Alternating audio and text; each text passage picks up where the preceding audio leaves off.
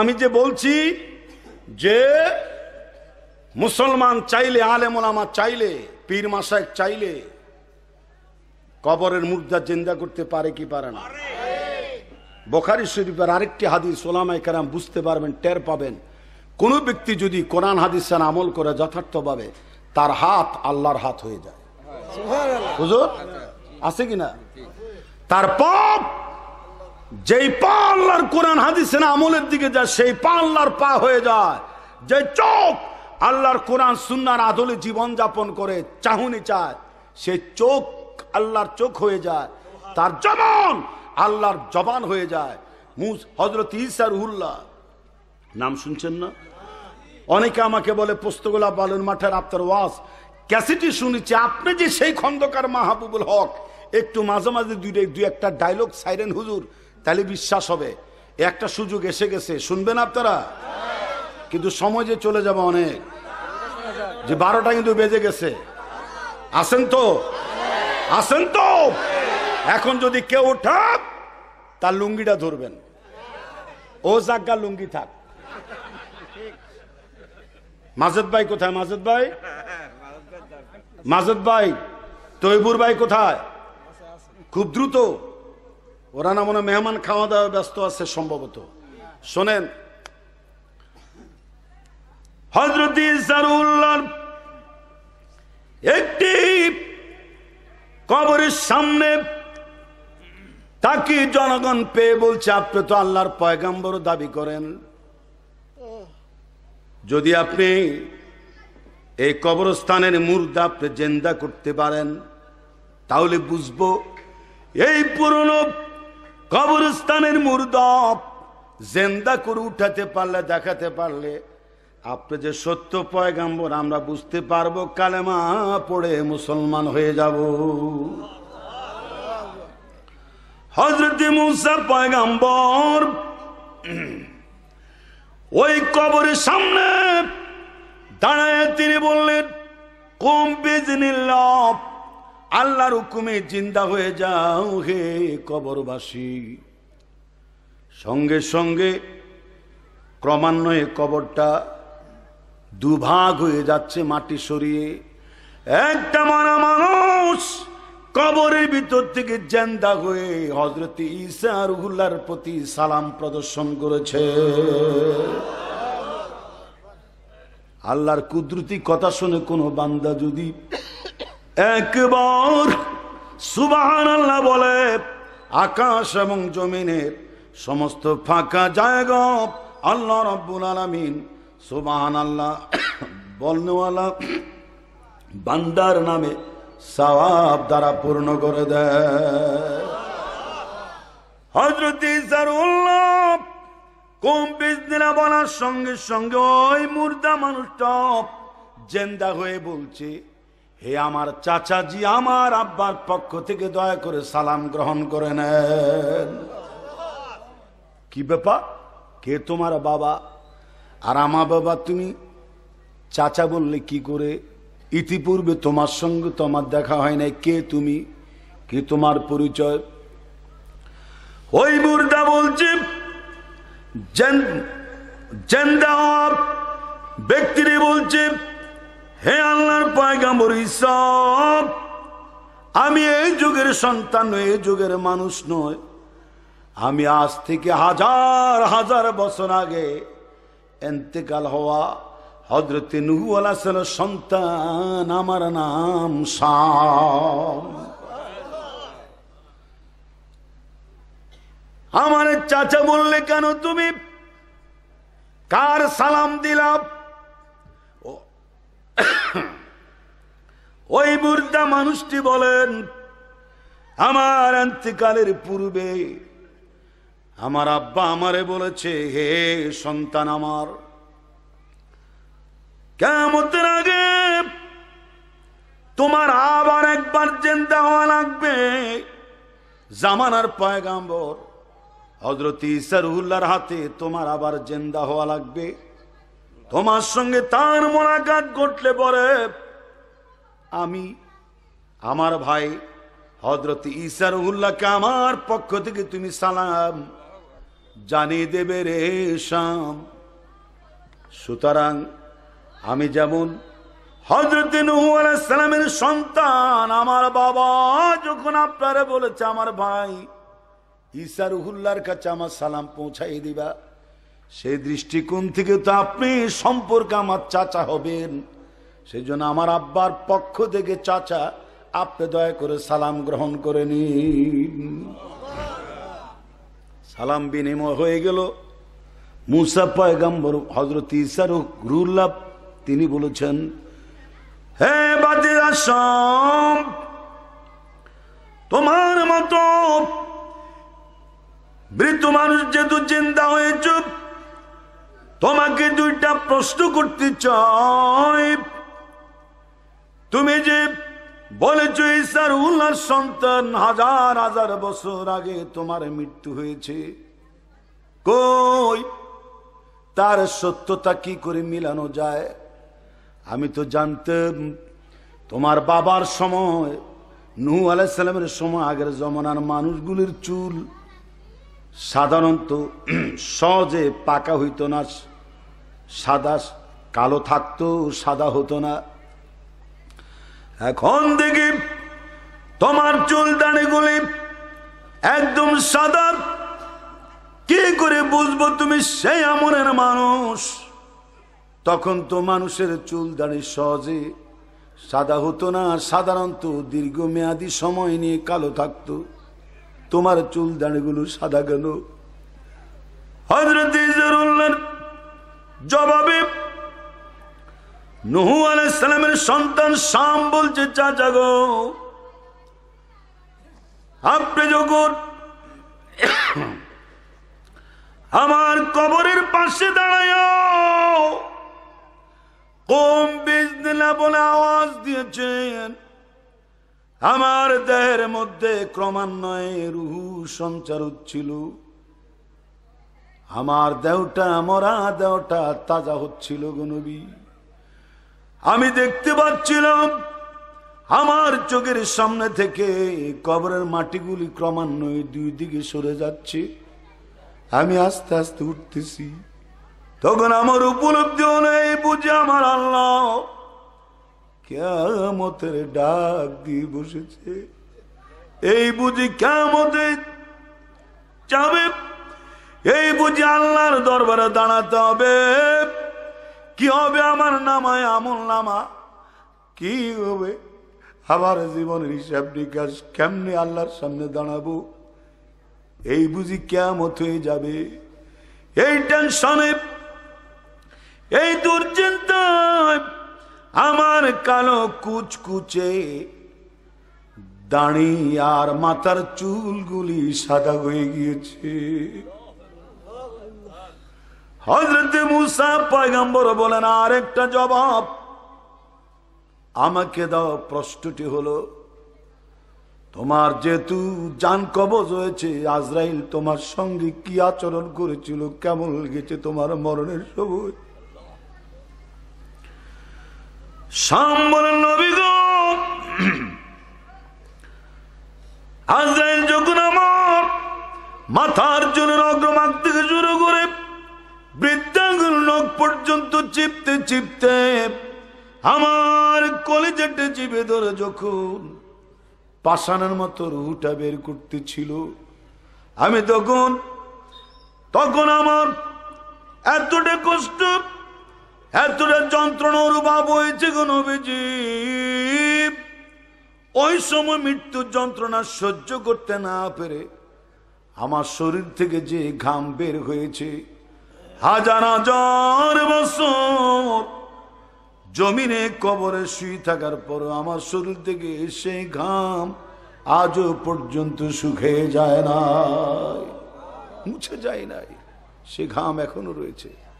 এবার বুঝেন কবর কত কঠিন জায়গা, আজরাইলের থামো কত কঠিন। কুল্লু নাফসিন যায়কাতুল মাউত, every person must take death. সকলকে মৃত্যুর স্বাদ আস্বাদন করতে হবে, উপায় নাই, একদিন মরা লাগবে আমাদের। আল্লাহর কাছে ধন্না দিতে হবে, সেই মরণটা আমাদের কালেমা নসিব হয়ে মরুক, এটা আমরা চাই কি চাই না? যারা বলেন চাই কি চাই না। কিছুক্ষণের মধ্যে দোয়া মুনাজাত হবে। যাদের কষ্ট না হয় একটু আত্তাহিয়াত শুরুতে বসুন, নামাজের শুরুতে বসুন। যারা বাহিরে দাঁড়ানো, আমি অনেক কষ্ট করে মুসাফির হিসাবে এখানে ওয়াজ করতে এসেছি। আমি কত কষ্ট করে এসেছি, ব্যাখ্যা দিলে সময় চলে যাবে বলে আমি বলছি না। তবে এতটুকু কথা, আমার বিশ্বাস আজকের এই দোয়া আল্লাহর আরশে আযমে কবুল হয়ে যাবে। মুজাহিদের দোয়া, মুজাহিদের দোয়া, মা বাপের দোয়া, মুসাফিরের দোয়া আল্লাহ খালি ফিরায় না। জোরে কোন ইনশাআল্লাহ। এই জন্য দোয়া মুনাজাত হবে। জোরে বলুন আমিন। আমি আপনাদের এই কথাগুলো একটি প্যাকেট করে শোনাতে চাই, একটি রচিত গজলের মাধ্যমে। এটার আমি করোনা ভাইরাসের অবস্থার উপরে নির্ভর করে এই মরে যাচ্ছি বুঝি, এই শেষ বুঝি, আমারও করোনা ধরল বুঝি, না জানি কখন মরে যায়। এই যে কিছুদিন আগে করোনা চলাকালীন আমি গজলটা বানিয়েছি। আজকে আপনাদের সম্মানে, যেহেতু এত রাত আমার সামনে বসা ছিলেন, আপনাদের সম্মানে সে গজলটা গাইলে আপনাদেরও গাইতে মন চাইবে, শুনতে মন চাইবে। মঞ্চ ময়দানে এত সহজ স্বচ্ছ পানির মতো লেখা এই গজল, সবাই জবান দিয়ে আপনারা বলতে শুরু করবেন। তার আগে কণ্ঠটা ভালো করে একটু ফ্রেশ করে নেন। আল্লাহ আল্লাহ বলতে বলতে মরণ যেন হয় আমাদের, আল্লাহ আল্লাহ বলতে বলতে মরণ যেন হয়। মরণ কালে জবান যেন কালিমা নসিব হয়। মরণ কালে জবান যেন কালিমা নসিব হয়। আল্লাহ আল্লাহ বলতে বলতে মরণ যেন হয় আমাদের, আল্লাহ আল্লাহ বলতে বলতে মরণ যেন হয়। কবর হলো এমন বাড়ি, যেই বাড়ির নাই ঠিকানা, এমন অন্ধকার ঘর, যেই ঘরের নাই বিছানা, যেই ঘরের নাই বিছানা। কবর হলো এমন বাড়ি, যেই বাড়ির নাই ঠিকানা, এমন অন্ধকার ঘর, যেই ঘরের নাই বিছানা, যেই ঘরের নাই, যেই ঘরের নাই বিছানা, যেই ঘরের নাই। ঈমান আমল নিয়ে মরলে কবর, ঈমান আমল নিয়ে মরলে কবর আলোকিত হয়। আল্লাহ আল্লাহ বলতে বলতে মরণ যেন হয় আমাদের, আল্লাহ আল্লাহ বলতে বলতে মরণ যেন হয়। মরণ কালে জবান যেন কালিমা নসিব হয়। মরণ কালে জবান যেন কালিমা নসিব হয়। আল্লাহ আল্লাহ বলতে বলতে মরণ যেন হয় আমাদের, আল্লাহ আল্লাহ বলতে বলতে মরণ। মুনকির নকিরের তিনটি প্রশ্নের জবাবে সঠিক হলে কবর থেকে জান্নাতে মুখী দরজা যাবে খুলে। ঠিক কিনা? ভিডিও আর একটু নিচের দিকে রাখো, মানুষ উঠাও, লাইট উঠানোর দরকার নেই, নৌকার প্যান্ডেল উঠবে। এই নিচ থেকে ওই কন্যার এই কন্যা সব উঠাও, তাহলে জনগণ উঠবে। আবার ঘোরাও। মুনকির নকিরের তিনটি প্রশ্নের জবাব সঠিক হলে কবর থেকে জান্নাত মুখী দরজা যাবে খুলে রে, দরজা যাবে। কবর থেকে জান্নাত মুখী দরজা যাবে খুলে রে, দরজা। রোজ হাসরের কঠিন দিনে, রোজ হাসরের কঠিন দিনে নেই কোনো ভয়। আল্লাহ আল্লাহ বলতে বলতে মরণ যেন হয় আমাদের, আল্লাহ আল্লাহ বলতে মরণ যেন হয়। মরণ কালে জবান যেন কালিমা নসিব হয়। মরণ কালে জবান যেন কালিমা নসিব হয়। আল্লাহ আল্লাহ বলতে বলতে, আল্লাহ আল্লাহ বলতে বলতে মরণ যেন হয় আমাদের, আল্লাহ আল্লাহ বলতে বলতে মরণ যেন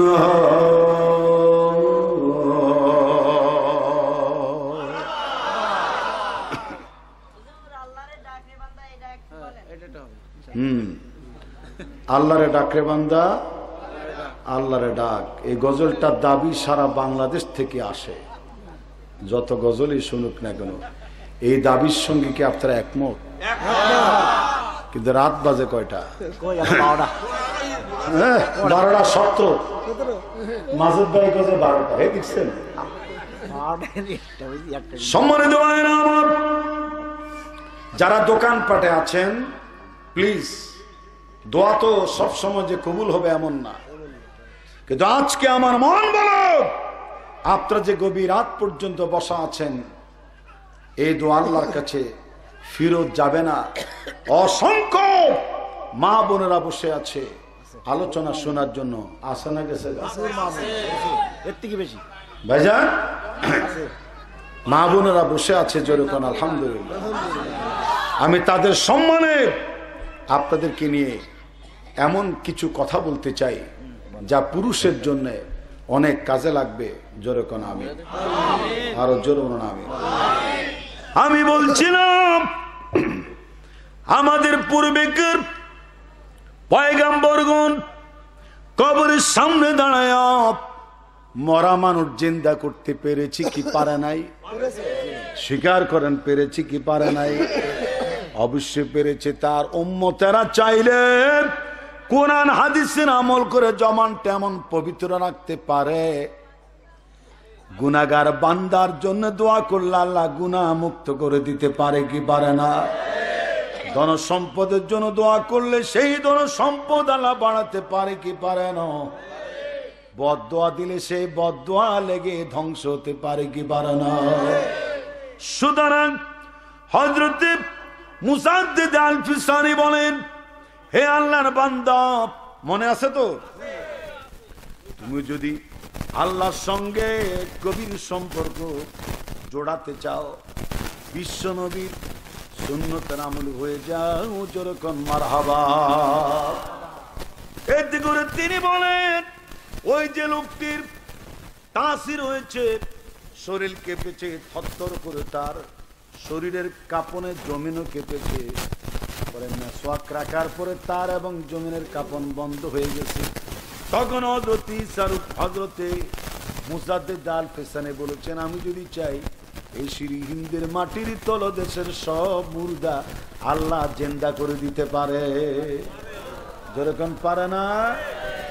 কিন্তু রে শোনো, কবরের তলদেশের মুর্দা জিন্দা করার চাইতে আল্লাহর দরবারে রাসূল পাক সাল্লাল্লাহু আলাইহি ওয়াসাল্লামের একটা সুন্নত, নামাজের আগে মেসওয়াক করার মর্যাদা তার চাইতে অনেক বেশি। আমি আবার বলি, সুবহানাল্লাহর আওয়াজটা অনেক জোরে হবে, দেখবেন, বুঝতে হবে আপনাদের।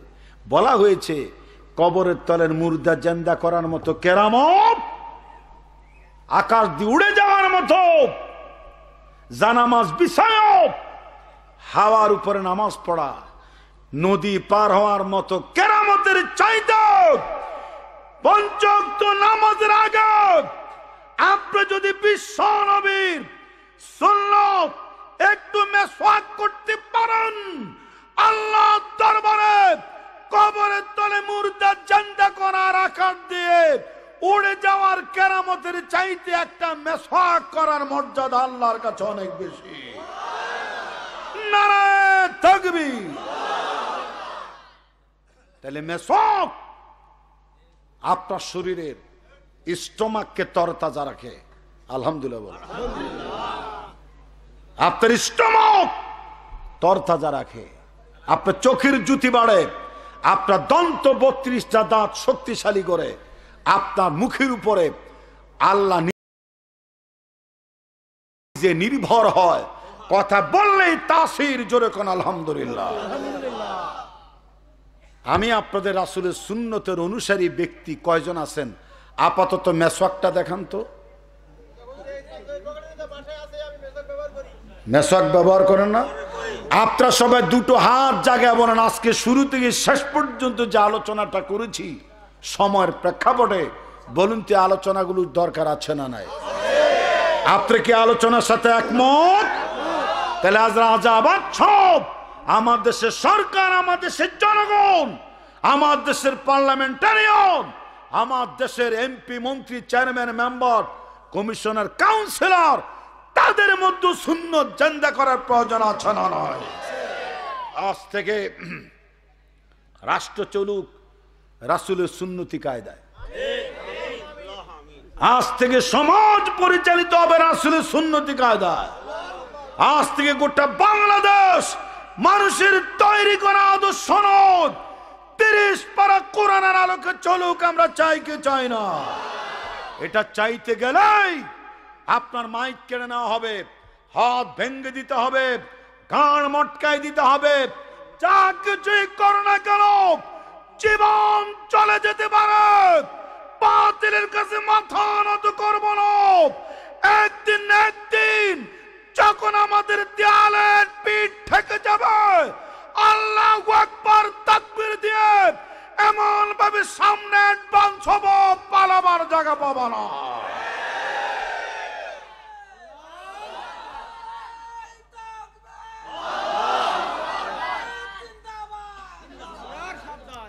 আল্লাহ কবুল করুক। জোর বলুন আমিন। আরো জোর বলুন আমিন। চিৎকার মেরে বলুন আমিন। আমি আপনার যে একজন মুসলমান, তার একটা সিমটম, তার একটা নমুনা সব জায়গায় চিহ্ন রেখে যেতে হবে। হবে কি হবে না? ওই উদাহরণের মতো আমি প্রায় সময় দেই। একজন ইমাম সাহেবকে হিন্দু ভদ্রলোক ডাইকা বলে, হুজুর আমনগো মুসলমান আমার মরিচ খেতে পায়খানা করে গেছে।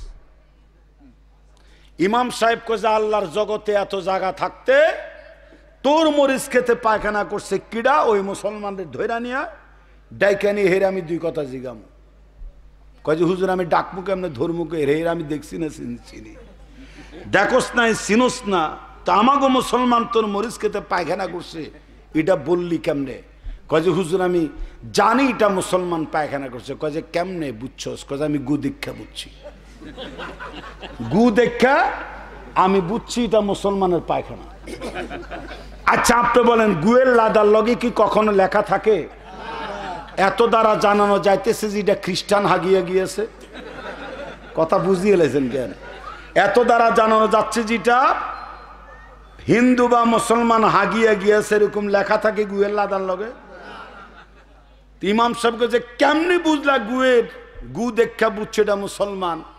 কয় যে হুজুর আমি গুয়ের লাদার লগে 3টা ঢিলা গুলুক দেখছি, ওই ঢিলা গুলুক দেখে আমি বুঝতে পেরেছি এত সুন্দর পরিপাটি পরিচ্ছন্ন পায়খানা মুসলমান জাত ছাড়া অন্য কোনো জাত করতে পারে না।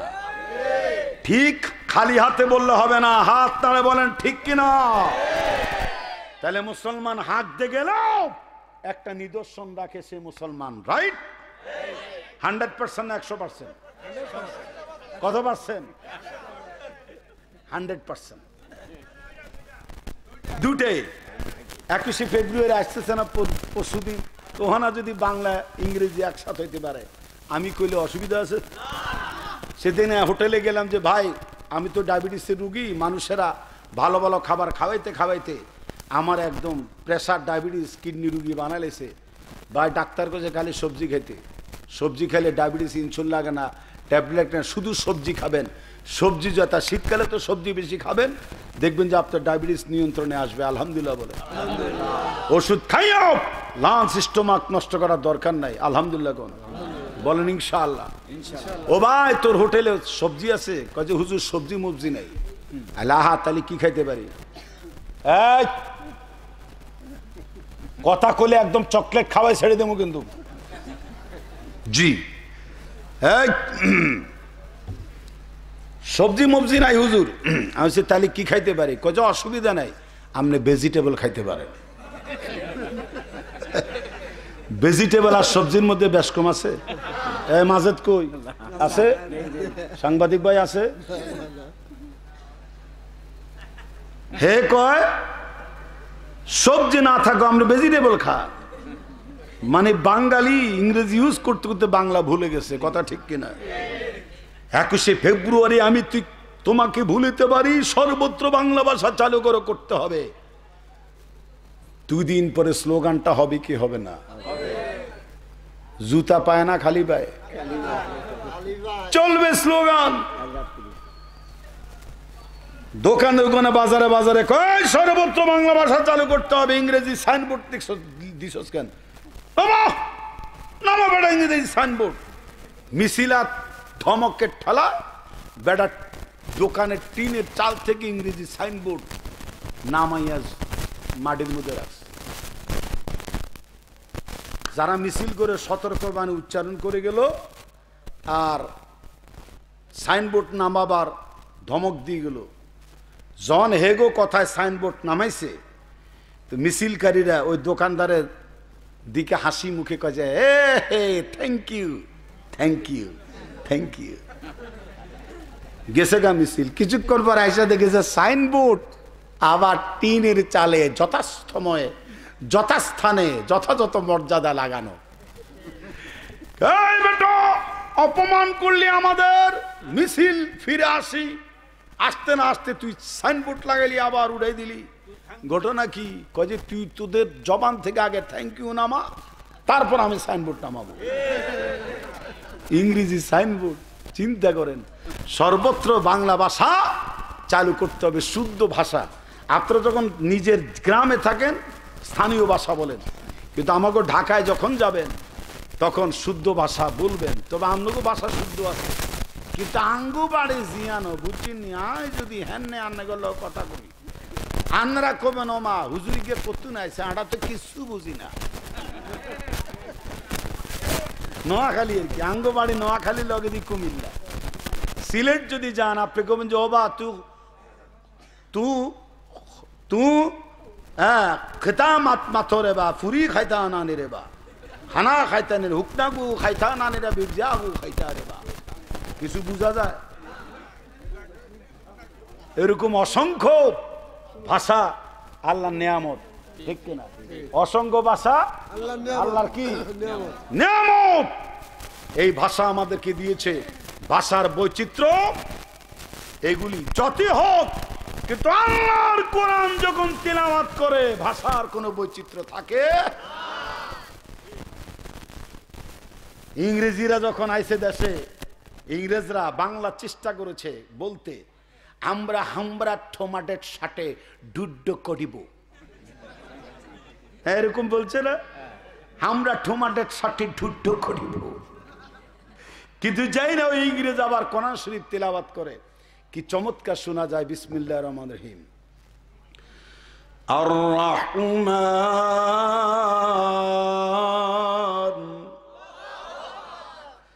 আল্লামাল কুরআন খালাকাল ইনসান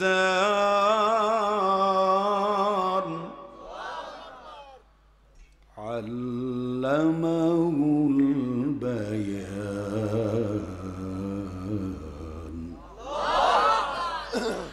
আর রহমান আল্লামাল কুরআন খালাকাল ইনসান আল্লামাহুল বায়ান।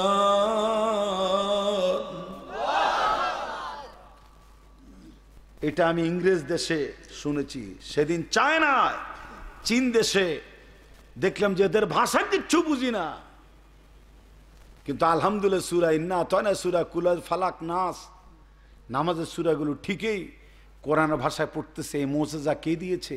আল্লাহ। আর রহমান আল্লামাল কোরআন খলাকাল ইনসান, এটা রহমানের দয়া হয়েছে, ঠিক কিনা? ভাষা, স্থান, কাল, বৈচিত্র্য কিচ্ছু মানে না। আল্লাহর কোরআন সবাইকে এক করে দেয়। কোরআন সব জায়গায়। সৌদি আরব থেকে হজ করে আসা করছে, কিচ্ছু বুঝি না, সব আরবি, খালি আজানটা দেয় আমাকে বাংলায়, ঠিক না? আজান দেয় আমাকে বাংলায়। সম্মানিত উপস্থিতি, তাহলে এই যে ভাষা, যেহেতু 21শে ফেব্রুয়ারি আসতেছে, আমরা তো ইন্টারন্যাশনাল বক্তা, জাতীয় বক্তা, এই জন্য আমরা কথা বলি দেশ, জাতি, সমাজ, রাষ্ট্রকে সামনে রেখে। এই জন্য গ্রামে আমরা গেলে লোকেরা ছুটে আসে যে লোকটার কথায় কিছু শিখা যায়, কিছু বোঝা যায়।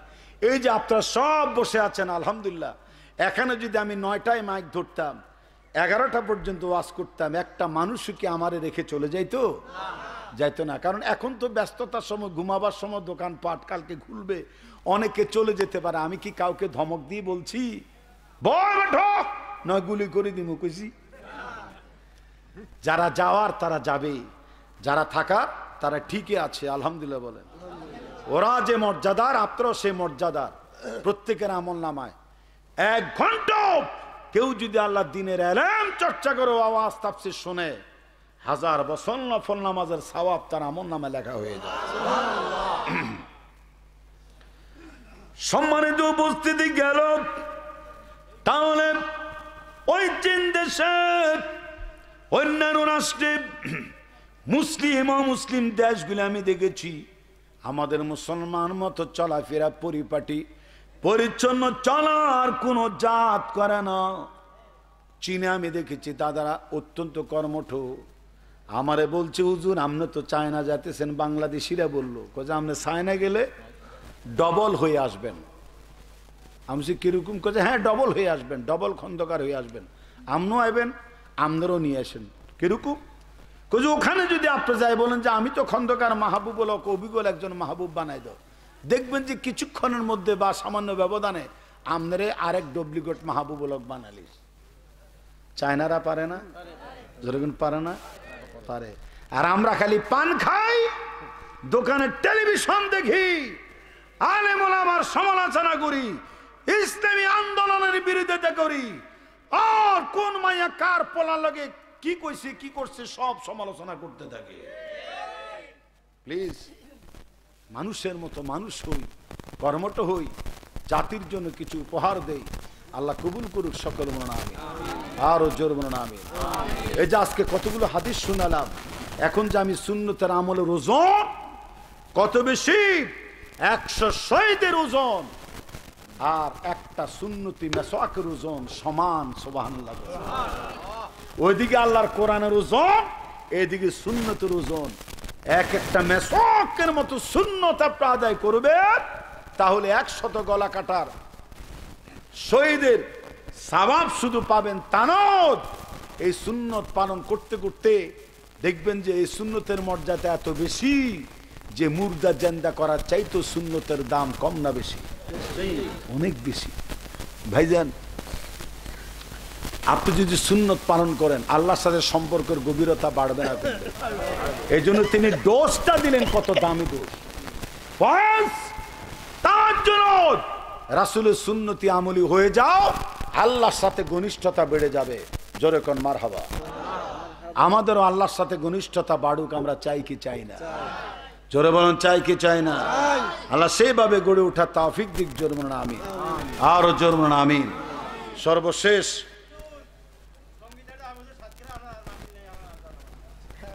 আহারে সাতক্ষীরায় তো এই যে আপনাদের মাহফিলে আসলাম, তো সামনে আমার 3 তারিখে এই জায়গার নাম কি? বুধাটা কোন দিকে? বুধাটার ওইদিকে আমার 3 তারিখ একটা মাহফিল আছে, মার্চের 3 তারিখ।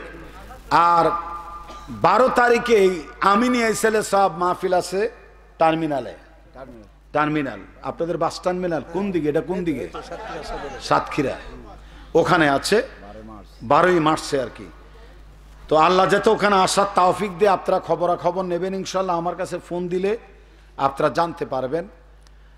কারণ এখন তো মঞ্চ উঠার আগে অনেক জায়গায় প্রশাসন আয় যে মাইক বন্ধ, হুজুর নামাও, প্যান্ডেল বাগাও, এই ওয়াজের আয়োজন করছে কেডা, থানায় চলো, এরকম বলে না।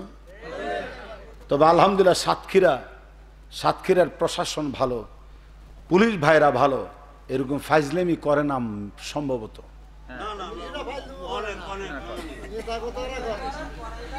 আর কোন নেতা যদি করেই থাকেন, আজকে একজন যুবলীগের নেতা আমাকে বলেছে, হুজুর কই যান?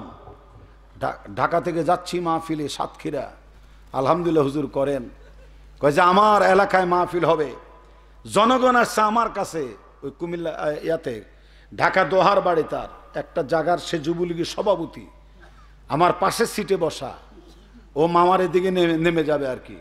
কয় যে হুজুর দোয়া করেন, মাহফিল করতে থাকেন। আমার মাহফিলটা করার জন্যে থানা না গিয়ে আমার কাছে আইসে। আমি কইছি করেন মাহফিল করেন। কয় যে থানা বাধা দিলে, কয় যে আমি দেখবো, করেন আপনারা। কয় যে আমি অনুমতি দিলাম, মাহফিল হচ্ছে। মাহফিল করার জন্য সব অ্যারেঞ্জমেন্ট, কে না কে থানায় কমপ্লেন দিছে মাহফিল হচ্ছে। ওসি আমারে ডাকাইলো, গেলাম থানায়, জিজ্ঞেস করেছে আমাদের কাছে অনুমতি না নিয়ে তোমার কাছ থেকে অনুমতি নিয়ে মাহফিলের ঘটা করে ওয়াজ করাচ্ছে, তুমি অনুমতি দিলে কেন? মাহফিল বন্ধ হবে। কয় যে কেন বন্ধ হবে? দুনিয়ায় আগ্রম বাগ্রম, নাচ গান পূজা সব চলতে পারে, ওয়াজ বন্ধ করবেন কোন দুঃখে?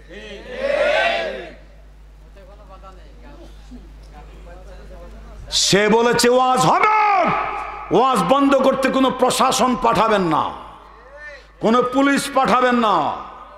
কারণ আমি যদি মরে যাই, সেই লোকটা এমন কথা বলেছে আমার চোখ দিয়ে পানি এসেছে, আমি তার কপালে চুমু দিছি যুবলীগের ছেলেটারে।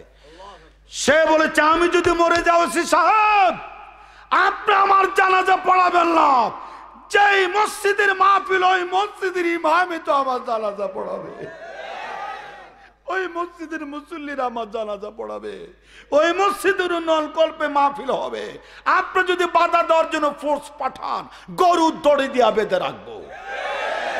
এই যুবকরা, কেউ যদি ভুল করে, কেউ যদি কোরআন হাদিসের বিপরীত এরকম কোন রকমের কঠিন সিদ্ধান্ত নেয়, তার চেয়ে তোমাদেরকে কঠিন হোক আল্লাহর জমিনে কোরআনের মাহফিল চালিয়ে যাও।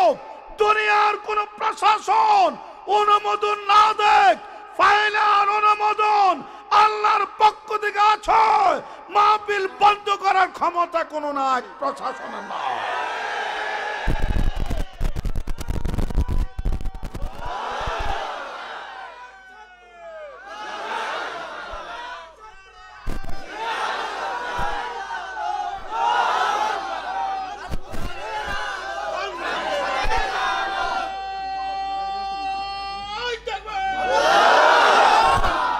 সেজন্য আমি সাতক্ষীরাকে অনেক ভালোবাসি, আলহামদুলিল্লাহ বলেন।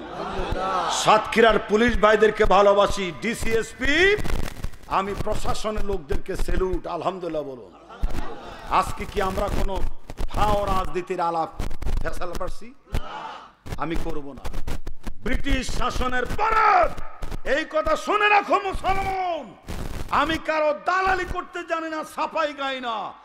ব্রিটিশ শাসনের পরে একক কোন সরকারের আমলে যদি পদ্মা সেতু সহ সারা বাংলাদেশে একযোগে রেল যোগাযোগ, বিভিন্ন স্থাপনা, শিক্ষা প্রতিষ্ঠান, মসজিদ মাদ্রাসা গড়ে উঠতেছে, বর্তমান সরকারের অবদানে হইতেছে, সেই সরকারকে বলবো আপনি যদি বাংলাদেশে নিজস্ব অর্থায়নে খরস্রোতা নদীর উপরে আপনি যদি পদ্মা সেতু নির্মাণ করতে পারেন, তাহলে ইনশাআল্লাহ আপনি চাইলে ইসলামী আন্দোলনের নেতা কর্মীরা বাংলাদেশের আলিয়া কওমের হুজুরদের ডেকে আর কারাগারে যত ইসলামী আন্দোলন আর মুফাসসির বন্দী হয়ে আছে এদেরকে বের করে আনুন, এক যুগে একসাথে কোরআন সুন্নাহর আদলে দেশ চালান। পৃথিবীর কারো ক্ষমতা নেই আপনাকে ক্ষমতাচ্যুত করতে পারে।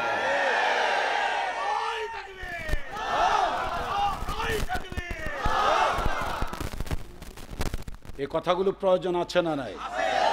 এখনো ফাও কোন রাজনীতির আলাপ? এই যে আমি যে পুলিশ ভাইদেরকে প্রশাসনদেরকে ধন্যবাদ দিলাম, এর মধ্যে কিছু বাজে লোক আছে না নাই? যেরকম আছে না নাই? ওদের কারণে গোটা প্রশাসন কলঙ্কিত হয়, যেরকম ঠিক কিনা? এই জন্য সজাগ করে দিলাম। আমরা এই জাতির মানুষ, আমরা দেশ সমাজ রাষ্ট্রকে গড়ে তোলার কথা বলি, প্রয়োজনে আলোচনা রাখি, যেরকম আলহামদুলিল্লাহ। ভাইজান, মা বোনেরা আছে না নাই? আছে তো? দেখুন মা বোনেরা, মুরব্বী আছে তো না? আছে। আমি মা বোনদের জন্য দুইটা ছোট্ট কথা বলে যাই। ভাই, মামা মামা বসে, মামা বসে, ওরা চেয়ার দাও মামারে। জি আচ্ছা, আমাদের তৈবুর ভাই কোথায়? দেখি না তো। তৈবুর ভাই যেখানে থাকুন, দোয়ায় হাত তুলতে হবে। অনেক পরিশ্রম সংগ্রামের সাধনায় আজকে উনি আমাকে আল্লাহ নিয়ে আসছে, আলহামদুলিল্লাহ। দুইটা কথা বলে যাই, এই দুইটা কথা আজীবন স্মরণ রাখবেন, আজীবন। মা বোনেরা, পুরুষরা, মা বোনদের সম্মান মর্যাদা দিয়েছে কে? এই যুগে না সেই যুগ, সেই যুগে আগের যুগ, রাইট? হযরতে সুলাইমান আলাইহিস সালাম, মনে থাকবে? হযরতে, আজকে যত বয়ান দিলাম আমি টেস্ট করি, সারা দুনিয়ায় যতটা করোনা ভাইরাস ছড়িয়ে পড়েছে একসাথ করলে কত দূর হবে? তোমার মনে আছে তো? কি করে? হ্যাঁ, এই জন্য আমি শিক্ষার ইব্রত মেসেজ দেওয়ার ওয়াজ করি, যাতে মানুষ বুঝে যে না, এখানে এসে কিছু আমরা অর্জন করতে পেরেছি, ঠিক না? ছাত্ররা কিছু নিতে পারছো না তোমরা ইনশাআল্লাহ? হ্যাঁ, আমার ভাইয়েরা, হযরত সুলাইমান পয়গম্বর দুইটা চড়ুই পাখির পরস্পর কিচির মিচির আওয়াজ শুনে তিনি মুস্কি মুস্কি হাসে। লোকেরা জিজ্ঞেস করেছে, হুজুর আপনি চড়ুই পাখির আওয়াজ শুনে মুস্কি মুস্কি হাসেন, কি রহস্য থাকতে পারে? যে তোমরা তো জানো না, আমি তো জানি, আমি তো তাদের ভাষা বুঝি। এরা দুইজন প্রেম প্রীতির আলাপ করতে আছে। পাখি প্রীতির আলাপ করে একে অপরের সঙ্গে ভ্যালেন্টাইন ডে পালন করতেছে। এটা তো তোমরা জানো না, আমি জানি, আলহামদুলিল্লাহ। হুজুর দুইজনে কি করতেছে আপনি বুঝলেনটা কি? ওরা কইলটা কি? ওটা কিসির মিসির আওয়াজে না শোনা যায়? কয়ে কিসির মিসির আওয়াজেই বুঝছি দুইজন দুইজনরে, এক পুরুষ পাখি আর এক পুরুষ আর এক মহিলা পাখিকে বলতেছে, হেই আমার কাছে বিয়ে বইবি? সুবহানাল্লাহ। পুরুষ পাখি কি পাখিরে বলতেছে? মাইয়া পাখিরে বলতেছে, আমারটাই বিয়া বৌবানি, আমারটাই শাদি বৌবানি, তোমারে করতে চাই জীবন সঙ্গিনী, আমারটাই বিয়া বৌবানি, আমারটাই শাদি বৌবানি। ওই পুরুষ পাখি মেয়ে পাখিটাকে বলে, তুই যদি আমার সঙ্গে বিয়ে বসিস, জানিস আমি তোরে কোথায় রাখবো? মাইয়া পাখিটা কই, তুই আমার নিয়া কই রাখবি রে বন্ধু? কয়ে আমি তোমাকে সাধারণ কোনো জায়গা রাখবো না, আমি তোমাকে নিয়ে দামেস্কের রাজপ্রাসাদে বসবাস করব। সুবহানাল্লাহ। কোয়াজ জায়গায় হানে মিয়া, ওই বেড়ার মতো জোরে কোন সুবহানাল্লাহ। আমি তোমাকে দামেস্কের রাজপ্রাসাদে রাখবো, দামেস্কের রাজপ্রাসাদে রাখবো। সুলাইমান পয়গম্বরের সামনে আলাপ করতে আছে। ওরা কি জানে সুলাইমান নবী উনতে আছে?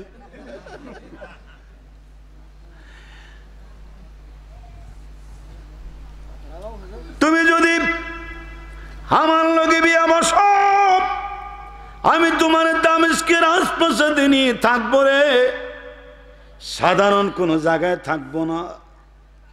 এখানে তিনটা জিনিস শিকার আছে, আমার মতো উঁচু করে আঙ্গুলটা দেওয়া, ছেলেরা দে আঙ্গুল দে আঙ্গুল দে আঙ্গুল দে। এক নম্বরে সুলেমান পয়গম্বরকে আল্লাহ এত ক্ষমতা দান করেছেন, প্রাণী জগতের পশু পাখি জিনের ভাষা তিনি বুঝতে পারতেন। 3 নম্বরে নারী জাত, 2 নম্বরে নারী জাতির মর্যাদা এত বেশি, একটা পাখি পর্যন্ত তার বউরে নর্মাল কোনো জায়গায় রাখতে চায় না, রাখতে চায় কোন প্রাসাদে? দামেস্কের রাজপ্রাসাদে। 3 নম্বর হলো দামেস্কের রাজপ্রাসাদ সেই সময় এতটা জানাজানির বিষয় ছিল, পাখিদের পর্যন্ত, পাখিদের মাঝে পর্যন্ত তার গুঞ্জরণ চলতো, যেরকম মারহাবা। এখন আপনি যদি আমার বৈজ্ঞানিক থিওরিতে যদি আপনি জিজ্ঞেস করেন, খন্দকার মাহবুবুল হক সাহেব আপনি তো কই গেলেন? নবী রাসূলগণ তা বুঝে সাইন্টিফিক প্রযুক্তিপূর্ণ এই বিজ্ঞান সমৃদ্ধ যুগে আমরা সায়েন্স টেকনোলজির ছাত্র, কেমনে তা বিশ্বাস করতে পারি? আসো, বিশ্বাসের ব্যবস্থা করতেছি আমি। ইন্ডিয়ায় গত কোরবানের আগে, না গত করোনার আগে ইন্ডিয়ায় সরফুল আমিন হুজুরের বাড়িতে আমার মা, সরফুল আমিন হুজুরের নাম শোনেন নাই? কোন জায়গায়? বসিরহাটে আল্লামা রুহুল আমিন সাহেবের ওখানে আমি ছিলাম, এনায়েতুল্লাহ আব্বাসী ভাই, এরপরে দুনিয়া বিখ্যাত কারি একজন মিশরের আহমদ রমজান কি যেন নাম, আর আরেকজন বাংলাদেশের আহমদ বিন ইউসুফ, আমরা ছিলাম ইন্টারন্যাশনাল মেহমান হিসাবে। তা আমি এই কর্তৃপক্ষকে জিজ্ঞেস করলাম যে আমাদেরকে তো আপনি কলকাতার বাংলায় ভাষায় দাওয়াত দিচ্ছেন বুঝছি, কিন্তু মালয়েশিয়ান ভাইরে কেমনে দাওয়াত দিলেন? ওরা তো আর বাংলা বোঝে না। কয়ে হ্যাঁ আমি বাংলায় কইছি, তো উনি মালাই ভাষায় কইছে, তো বুঝলেন কেমনে? কয়ে যে মোবাইলে এমন অপশন আছে, আপনি ওইটা চালু করে যদি এখান থেকে বাংলায় পৃথিবীর যে কোনো ভাষার মানুষের কাছে কথা বলেন, এই বাংলাটা মোবাইল সেই দেশের ভাষায় ট্রান্সলেশন করে তার কানে বুঝাই দিবে। আমি বাংলায় কইছি, ওটা মালাই ভাষায় হয়েছে, উনি মালাই ভাষায় কথা বলেছে ওনার মোবাইলে, আমার কাছে ট্রান্সফার হয়েছে, ট্রান্সলেশন হয়েছে এটা কোন ভাষা? বাংলা ভাষায়। একটা মোবাইল যদি আমাকে আপনাকে ভাষান্তর করে একটা মানুষের কথা বুঝাই দিতে পারে, তাইলে নবী রাসূলদের মাঝে পাখিরা যে কথা বলেছে সেইটা আল্লাহ বুঝাই দিতে পারে কি পারে না? সুলেমান পয়গম্বর বৃষ্টির জন্য দোয়া করতে যাবেন। কিসের জন্য?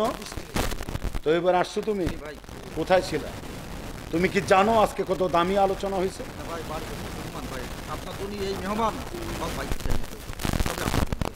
তা আমি যদি জিজ্ঞেস করি আমার শ্রোতারা উত্তর দিতে পারবে, তুই তো পারবি। আচ্ছা কয়টা পা সবচাইতে আল্লাহর কাছে বেশি প্রিয়?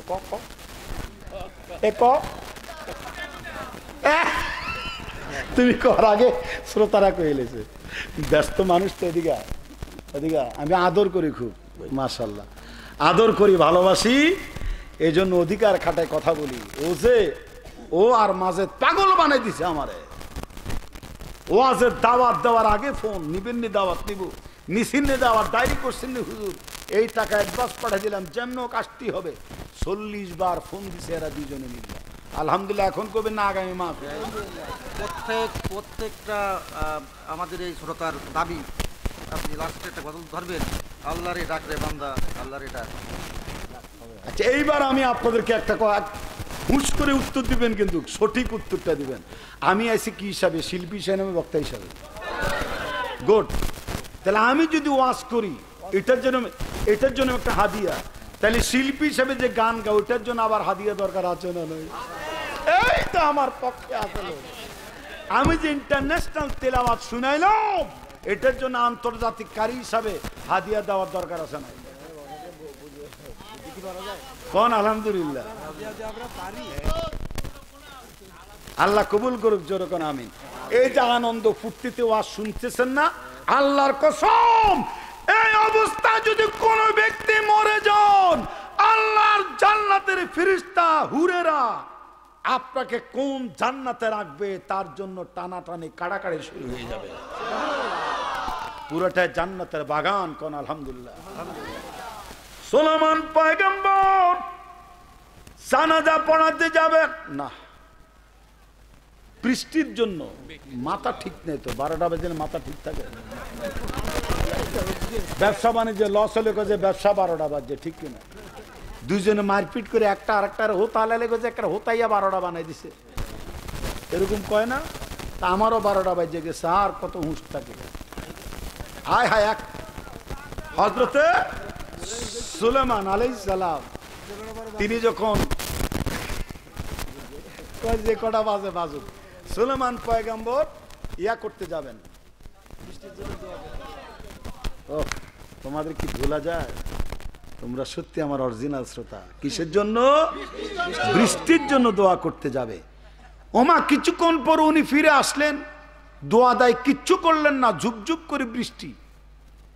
উনি বৃষ্টির জন্য দোয়া করতে যাবেন, দোয়া না করে বৃষ্টি না চাইয়া লোকজন নিয়ে আবার গেছে চাচার বাড়িতে, যাওগা দোয়া করবো না আমি, যাওগা হুজুর বৃষ্টিতে চৌচির হয়ে যাচ্ছে, বৃষ্টি নাই, সূর্যের আলোতে খান খান হয়ে যাচ্ছে, আপনি আমাদের কিনে আল্লাহর কাছে খোলা জায়গায় দোয়া, সেই যুগও ছিল, আপনি দোয়া না করে চলে যাচ্ছেন। কইলাম তো যা, দোয়া করুম না, যা জাগা। সবাই তো হতাশ হয়ে গেল, আরে এইভাবেই কি তাহলে চলবে? বৃষ্টি নাই, খরায় ভরা, মাঠঘাট চৌচির, আরে কি অবস্থা হবে আমাদের? এই দুশ্চিন্তা নিয়ে চলে গেল। কিছুক্ষণ পরেই মুষলধারে বৃষ্টি এসে সবার জমিন ভাসাই দিয়েছে, সবাইরে গোসল করাই দিছে, স্বস্তির নিঃশ্বাস ফেলেছে। প্রশ্ন, তিনি তো দোয়া করলেন না, বৃষ্টি নাজিল হইল কেমনে? এটার একটা প্রশ্ন থাকে কি থাকে না? এটা রাখলাম আগামীতে কমুনে তার বলিব। হযরত সুলাইমান বলেন, আমি যখন দোয়া করতে যাচ্ছিলাম আমি তাকে দেখেছি একটা পিপিলিকা নিজের শরীরটাকে মাটির সঙ্গে মিশাইয়া পাগুলি, তার যত হাত পা আছে এইগুলি বালে বালে বৃষ্টির জন্য আল্লাহর দরবারে দোয়া করতেছে। আমি এই পিপিলিকার দোয়ার অবস্থা থেকে আমার বিশ্বাস হয়ে গিয়েছে, আল্লাহ যেই পিপিলিকা এইভাবে রোনাজারি করতেছে, আর্তনাদ করতেছে, বৃষ্টির জন্য দোয়া করতেছে, আমার বিশ্বাস আমাদের দোয়া লাগবে না, এই পিপিলিকার আর্তনাদ দোয়ার বরকতে আল্লাহ রাব্বুল আলামিন বৃষ্টি নাজিল করে দিয়েছে। তাহলে বোঝা যায় আল্লাহ রাব্বুল আলামিন পিপিলিকার দোয়া, প্রাণী জগতের দোয়া শোনে কে শোনে না? শোনে কে শোনে না? মুসা পয়গম্বরকে কিছু জলজ প্রাণী বলেছেন, হুজুর আল্লাহর সঙ্গে তো দেখা হয়, মোলাকাত হয়, কথা হয়, বাক্য বিনিময় হয়। দেখা মানে আল্লাহর অস্তিত্ব তিনি অনুভব করেন, কথা বিনিময় হয়। দেখতে চাইলে তার তাজাল্লিতে তুর পর্বত ছাই ছাই হয়ে গিয়েছে, ঠিক না? সে দেশটা আমি গিয়েছি মিশরে, আলহামদুলিল্লাহ। যেই পাহাড়ে মুসা আলাইহিস সালামের তাজাল্লি পড়েছে, আমি তার পাদদেশে যাওয়ার খুশ নসিব হয়েছে, কোন আলহামদুলিল্লাহ। ইউসুফ জুলেখার দেশ, নমরুদ ফিরাউনের দেশ, আমি সেই মিশরের ভূমধ্য সাগর সাঁতার কেটেছি, আলহামদুলিল্লাহ। নীল দরিয়া আমি সফর করেছি, কারি বাসেদের বাড়ির কাছে গিয়েছি, আলহামদুলিল্লাহ বলে। বাসেদের নাম শোনেন না? শোনেন না? আমি যখন মিশরে তেলাওয়াত করতাম, হ্যাঁ, আমাকে মিশরীরা বলতো, তুমি তো বাংলার আরেক বাসের দেখতেছি, এরকম টান দিতাম। এখন তো টান টুনের সুযোগ নাই, রাত বেশি, ঠান্ডা হাওয়া চালু হচ্ছে, নয়তো একটা টান দিয়ে শুনেতাম আমারে কেন বাসেত কইতো।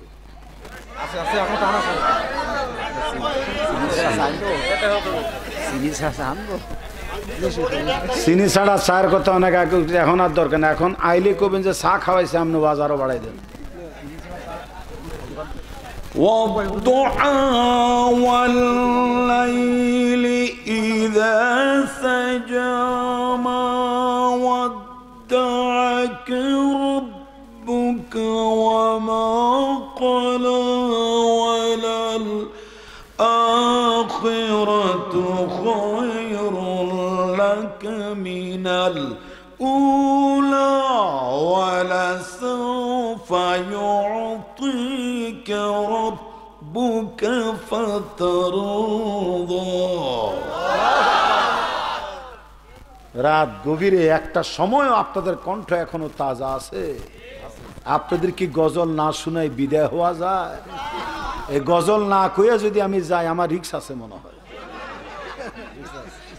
সম্মানিত ভাইয়েরা আমার, যেই কথা বলছিলাম, তাহলে নারীদের মর্যাদা কম না বেশি?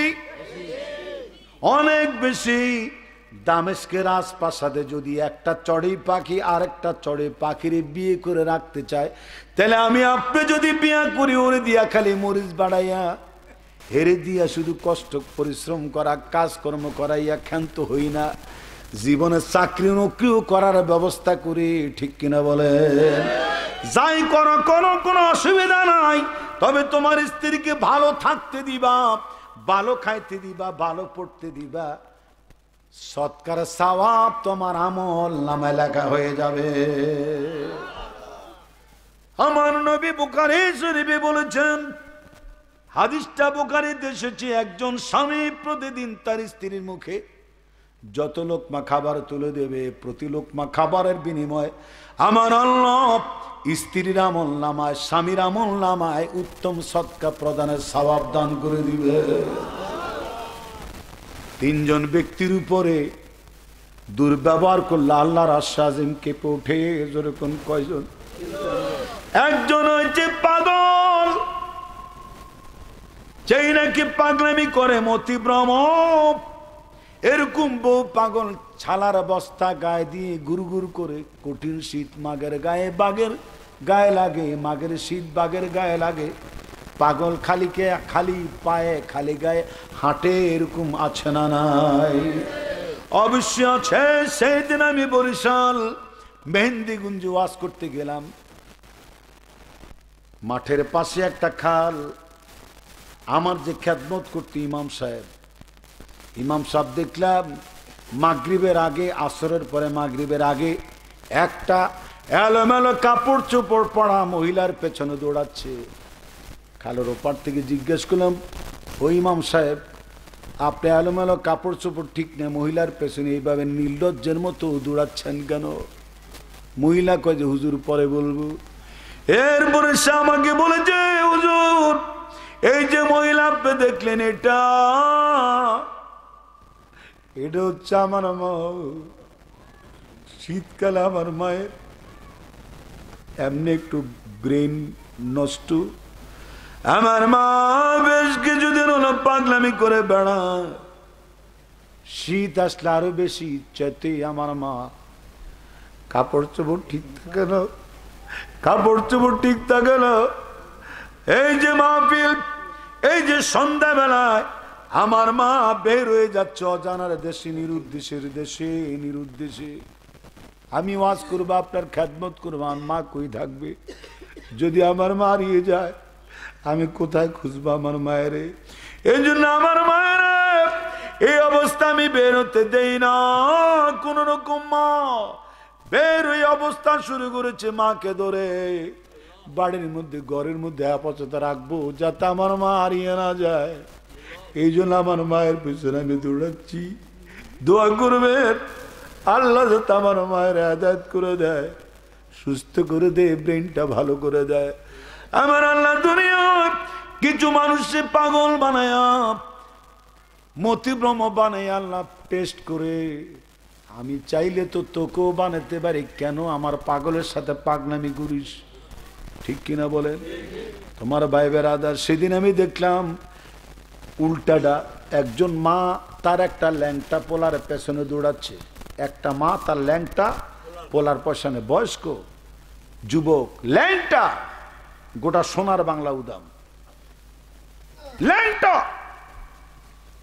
আরেক জায়গায় দেখলাম একটা বয়স্ক মহিলা, কিচ্ছু কাপড় চোপড় নাই, জন্মদিনের পোশাক কিচ্ছু নাই গায়ে, খোলা রাজধানীতে দৌড়াচ্ছে। এরকম যদি আমার মা, আপনার মা, আপনার বোন আমার বোনকে করতো, কিচ্ছু করার ছিল? এই জন্য আল্লাহ বলেছেন, এই বান্দারো, আমার কোন পাগল ব্যক্তি দেখলে তোরা গালি দিবি না, কষ্ট দিবি না। তিনজন মানুষকে কষ্ট দিলে আশা আজিমটা কেঁপে ওঠে। ওই পাগল একজন, অনেক সময় দেখা যায় পাগল গেলে পোলা পানে ঢিল ছোড়ে, মারে না? ঢিলা ফিক্কা মারে, ঢিল ছোড়ে, আজে বাজে কথা বলে। পাগল উল্টা, পাগল আরো চেতে। যেই কোন একটা ভালো মানুষকে যদি আপনার রাস্তা দিয়ে যেতে দেখেন, আপনি যদি পেছন দিয়ে ঢিল ডুল মারেন, সেও পাল্টা ঢিল আপনাকে মারবে কি মারবে না? মারবে। সেও পাগল হয়ে যায়। ভালো মানুষকে পাগল বানানো সম্ভব, এরকম করা ঠিক হবে না, মনে থাকবে ইনশাআল্লাহ। দ্বিতীয় নাম্বার হচ্ছে প্রতিবন্ধী, হাত নাই, চোখ নাই, পা নাই, কিচ্ছু বলবেন না। আমার জানা মতো আমার ছোট ভাই খেজুর কাটা না কিসে যেন চোখে ব্যথা পেয়েছে, চোখে বন্ধ করে রাখতে হয়েছে। আমাদের প্রতিবেশী বলেছে, অসুবিধে কি, ভালোই তো হয়েছে, এরকম চোখ অন্ধ হয়ে গেলে ভালোই তো। তাইলে ট্রেনে, বাজারে, বাসে ভিক্ষার থালা নিয়ে বলতে পারবে, আমি অন্ধ, আমার কিছু দেন, আমার কিছু দেন। নাউজুবিল্লাহ বলেন। যে ব্যক্তি কথা বলেছে তার পরবর্তী যে সন্তান হয়েছে, এটার আল্লাহ চোখ দিছে, কিন্তু আল্লাহ চোখের শক্তি দেয় নাই, আলো দেয় নাই। আপনি কারে তিরস্কার করলেন? আমার ছোট ভাইকে। সে ছোট ভাইয়ের চোখ তো ভালো হলো, কবি, সাহিত্যিক, ইউটিউব এবং টিভি আলোচক, আলহামদুলিল্লাহ বলেন। খন্দকার শহীদুল হক, পীরজাদা খন্দকার শহীদুল হক, অনেকগুলো গ্রন্থ সে লিখেছে। আর তাকে, তার চোখে ব্যথা, প্রতিবেশী বলেছে এইভাবে থাকতে দাও, অসুবিধা কি? এই চোখ নিয়ে ভিক্ষা করার সুযোগ পাবে। নাউজুবিল্লাহ জোরে কর। সমাজ এরকম তিরস্কার করে, ফ্যামিলিতে আসে না, প্রতিবেশী আসে না, তোর উপরে এটার প্রাদুর্ভাব বিস্তার হবে। এটা আমরা না করি, জোরে কোন আমি। তৃতীয় নাম্বার হচ্ছে অবলা সরলা নারী। আপনারা কি শিখতেছেন না? বলেন না, বলেন। এগুলি কি সাধারণত এত বিস্তারিত আলোচনা, এরকম হাদিস, কোরআন হাদিস দিয়ে ব্যাখ্যা কি খুব বেশি হয়?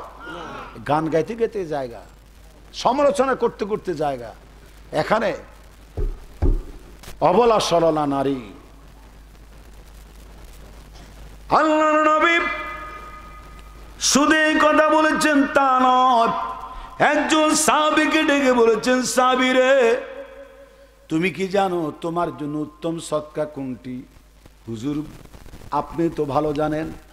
আল্লাহর হাবিব বলেছেন, শোনো রে আল্লাহর বান্দা, তোমার জন্য উত্তম সদকা হচ্ছে তোমার সেই মেয়েটি যে নাকি তালাক প্রাপ্ত হয়ে অথবা বিধবা হয়ে তোমার ঘরে ফিরে এসেছে, তুমি ছাড়া তার খোরপোশ, খাদ্য পানার দেওয়ার মতো কেউ নাই। যতদিন পর্যন্ত তুমি তার খোরপোশ, খাদ্য পানার ব্যবস্থা করার অর্থ ব্যয় করবা, ততদিন পর্যন্ত তোমার আমল নামায় আল্লাহ রাস্তায় সদকা দেওয়ার সওয়াব আল্লাহ দান করতে থাকবে। একজন স্ত্রী আর যদি হয় অবলা সরলা, বিধবা, তালাক প্রাপ্তা, রাসূল বলেছেন, তোমার সেই মেয়েটি যে তালাক প্রাপ্ত অথবা বিধবা হয়ে তোমার ঘরে ফিরে এসেছে, তুমি ছাড়া বরণ পোষণের আর কেউ নাই, তুমি যদি তার সেবা করতে পারো সৎকার সওয়াব পাবা। এত সুন্দর মানবতার কল্যাণ ধর্মী কথা পৃথিবীর কোন নেতায় বলতে পেরেছে? ছাতায় বলতে পেরেছে? সব দিক দিয়ে রাসূল খেয়াল করতেন। আলহামদুলিল্লাহ বলেন। আচ্ছা, একটা কাজ করলে হয় না ভাই? আগামীতে এই মাহফিলটা যদি আমি কোরআনের তাফসীর 2 দিন করি, আসবেন? আসবেন? আজকে তো 2 দিন হয়ে গেল। 19 তারিখ 19 তারিখ কয়টায় বসছি আমি? 11টায় বসছি। এখন 1 তারিখ পার হয়ে কটায়, কয় তারিখে বসছে? 2 দিন ব্যাপী মাহফিল তো করলাম, কিন্তু দিলেন রাত 12টার পর আমার চিনলেন আর কি। জি আলহামদুলিল্লাহ বলেন। যেই কথা বললাম একজন বিধবা নারী, অসহায় নারী, তার প্রতি দুর্ব্যবহার করলে কার আশ্বাসেম কেঁপে ওঠে? আল্লাহর কি কেঁপে ওঠে? আশ্বাসিমটা কেঁপে ওঠে। সত্যি অনেক বিধবা আছে, স্বামীহারা তালাক প্রাপ্ত হয়ে ঘরে এসেছে, ভাইয়ের কাপড় চোপড় ধোয়ার বোঝা তারা গাঁড়ে চাপিয়ে দেয়, আছে না? ভাবির কাপড় চোপড়, নিষিদ্ধ কাপড় চোপড় পর্যন্ত ধোয়ার ফরমাইশ দেয়, থালাবাটিগুলো সব দেয়, খাইয়া সবার রেস্ট নেয়, দাঁত খোসায়। আর বিধবা বোনকে ভাবিরা ঘরের সবাই কাপড় চোপড়ে, এই ঘর ঝাড়ু দিস নাই, কইছি না আমার জন্য চা নাস্তা আনতে, আমার অফিস টাইম চলে যাচ্ছে, পানিটা গরম করে দিলেন, আমি ঠান্ডা গোসল করবো কেমনে? এরকম কাজের চাপ, তার উপরে সব চাপ আসে কি আসে না? কথা মনে বুঝতেছেন আপনারা? এরকম আছে না অসহায় অবলব নারী, এদের সঙ্গে দুর্ব্যবহার করতে নেয়। আপনি জানেন ওই মেয়েটি তখন কি অবস্থা, যখন আপনি তাকে এরকম কাজের চাপ দেন, ঠিক মতো খাবার হয় না, সবাই খাবার শেষ হলে পাতিলা খাজায় তারে খাইতে হয়, কত রকমের লজ্জাকর কথা বলে, খুশা দেওয়া কথা বলে, এই কাম কর, স্বামীর বাড়িতে তো খাইতে পারলি না, স্বামীর মাথা খাইছিস, ফিরে আসছিস 51 সংসার উপরে বোঝা হয়ে, কাম কর, কাম করি খাবি না তুই কি করবি? তুই আসত কি আমি কাজে বুয়া আরেকটা রাখবো, বুয়া খালা রাখবো, এরকম বলে না? আপনি জানেন, একটু খেয়াল করে দেখেন, মেয়েটি কাঁদতে থাকে, চোখের পানি ঝরাইতে থাকে, আর মনে মনে বলতে থাকে, আমার স্বামী যদি বেঁচে থাকতো আজকে আমার নিজ বাড়িতে করণী করে খাওয়া লাগতো, আমার স্বামী তো আমার এরকম কঠিন কষ্টের চাপ দেয় নাই, কষ্টের কাজ দেয় নাই, আমার স্বামী আমার কত ভালোবাসতো, স্বামীটা আমাকে রেখে চলে গেছে, আল্লাহ আমি এত কাজ কেমনে করবো, আল্লাহ তুমি আমার রহম করো। তখন দেখবে, আপনার যদি চোখ থাকে আপনি দেখবেন আল্লাহর আজিমটা থরথর করে কাঁপতে থাকে।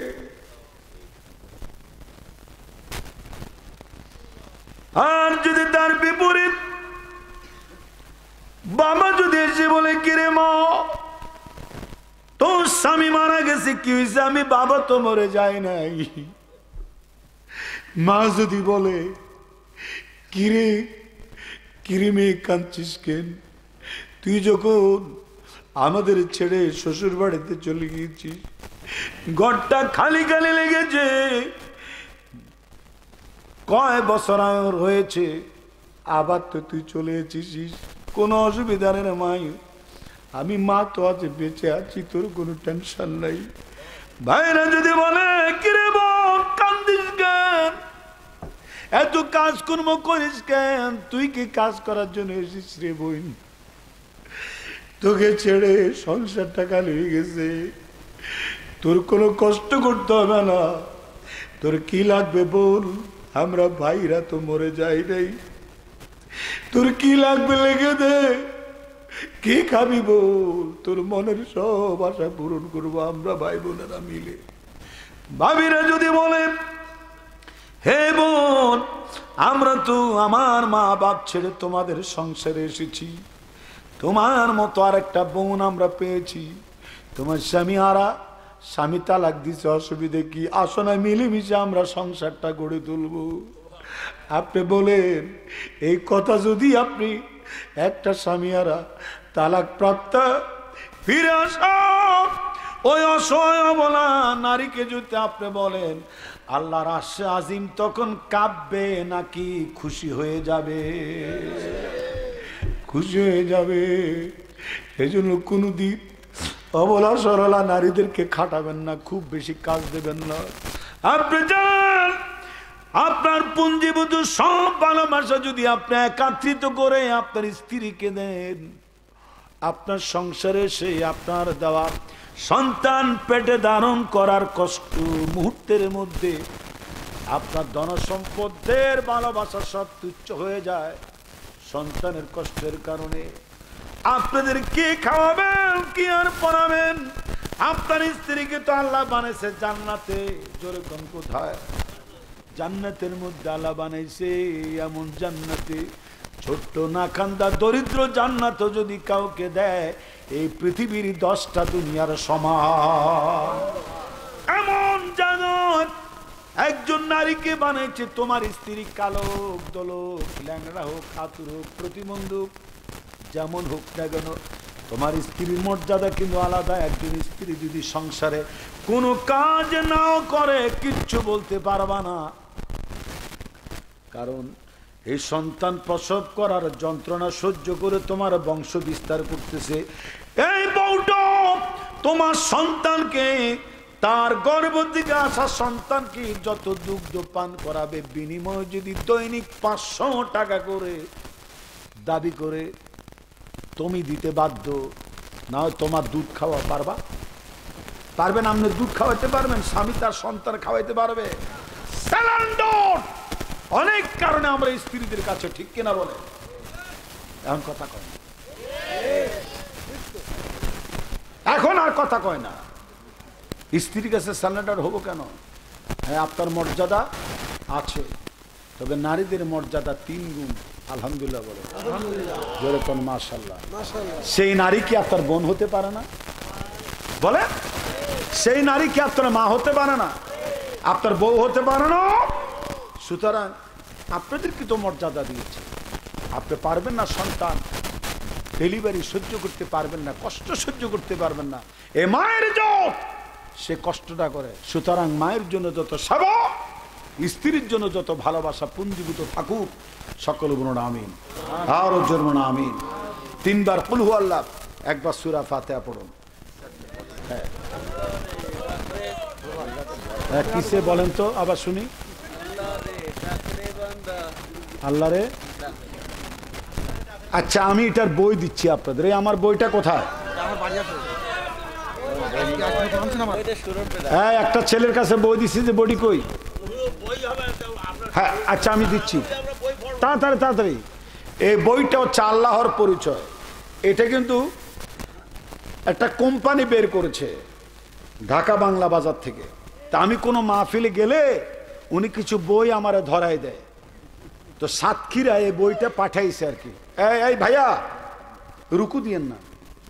ও উনি ওটার 1 নম্বর কর না 2 নম্বর কর?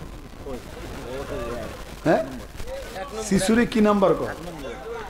হ্যাঁ, এই যে আল্লাহর পরিচয় যে লেখা, ক্যালিগ্রাফি লেখা, এটা আমার নিজের লেখা। আলহামদুলিল্লাহ বলে। এই যে হস্তরেখাটা, এটা আমার নিজের ক্যালিগ্রাফি। 2 বার প্রথম স্থান অধিকার করেছে আমি আর্টের উপরে। চিত্রাঙ্ক, এই গাছ আমি আঁকতে পারবো, ফুলের ডোগা সহ সব। এই টিস্যুতে যত ফুল সব আমি আঁকতে পারবো। আলহামদুলিল্লাহ। এই চাষাজাটা সব আমি আঁকতে পারবো, যদিও আমি প্রাণী আঁকি না। আমি একজন লেখক হিসাবে জীবনের শ্রেষ্ঠতম আমার নাজাতের উসিলা হচ্ছে এই বইটা, আল্লাহর পরিচয়। গোটা 30 পারা কোরআন থেকে নেওয়া এই বইটা। এই জন্য মানুষের কাছে আপনাদের সেদিন ওই যে নারকেল তলা আছে না, কি জানো, বিডিআর ইয়ার কাছে, ওখানে এক মাহফিলে একটা লোক গিয়ে বলছে, হুজুর আপনার বইটা আমি নিয়েছি, আমি 50 বারের মতো বইটা পড়েছি। আলহামদুলিল্লাহ। যতই পড়ি ততই মজা লাগে।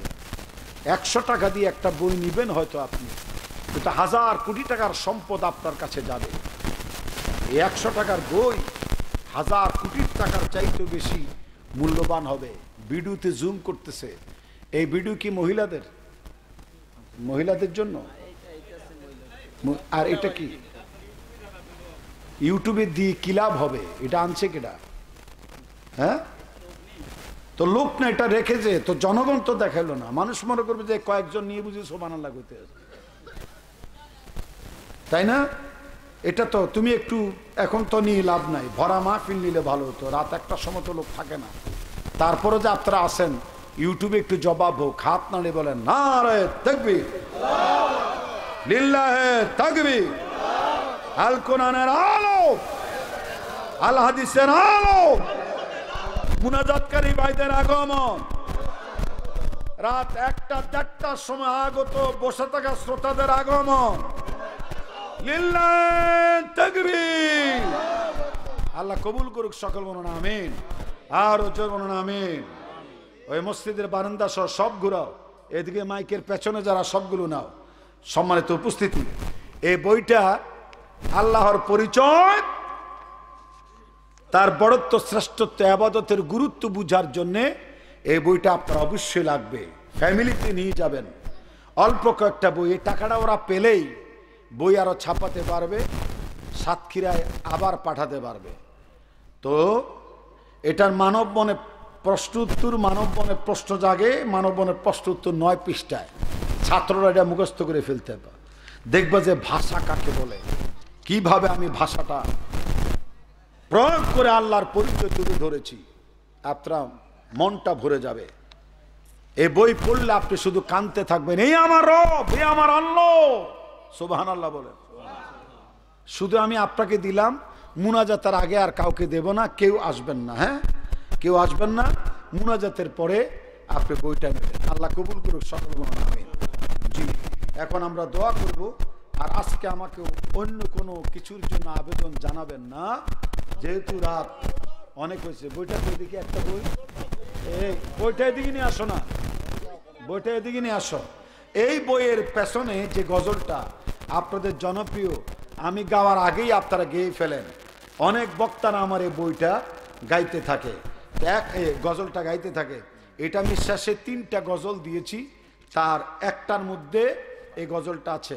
মা বোনদের কাছে একজন নিয়ে যাবা, হ্যাঁ মা বোনদের ব্যাগটা আছে না, মা বোনদের কাছে যাও, যিনি 100 টাকা দিবে তারে বইটা দেবে। আর পুরুষের জন্য এখানে আছে, তো যাও, তুমি যাও, তুমি যাও।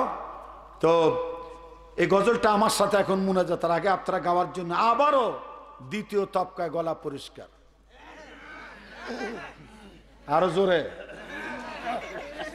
আল্লাহ রে ডাক রে বান্দা, আল্লাহ রে ডাক, আল্লাহ রে ডাক রে বান্দা, আল্লাহ রে ডাক, আল্লাহ রে ডাকতে ডাকতে, আল্লাহ রে ডাকতে ডাকতে জীবন কেটে যাক, আল্লাহ রে ডাক রে বান্দা, আল্লাহ রে ডাক সবে।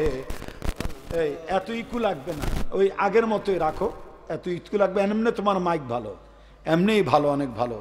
কি মাইক এটার? বাপ্পি ডেকোরেটর, চমৎকার।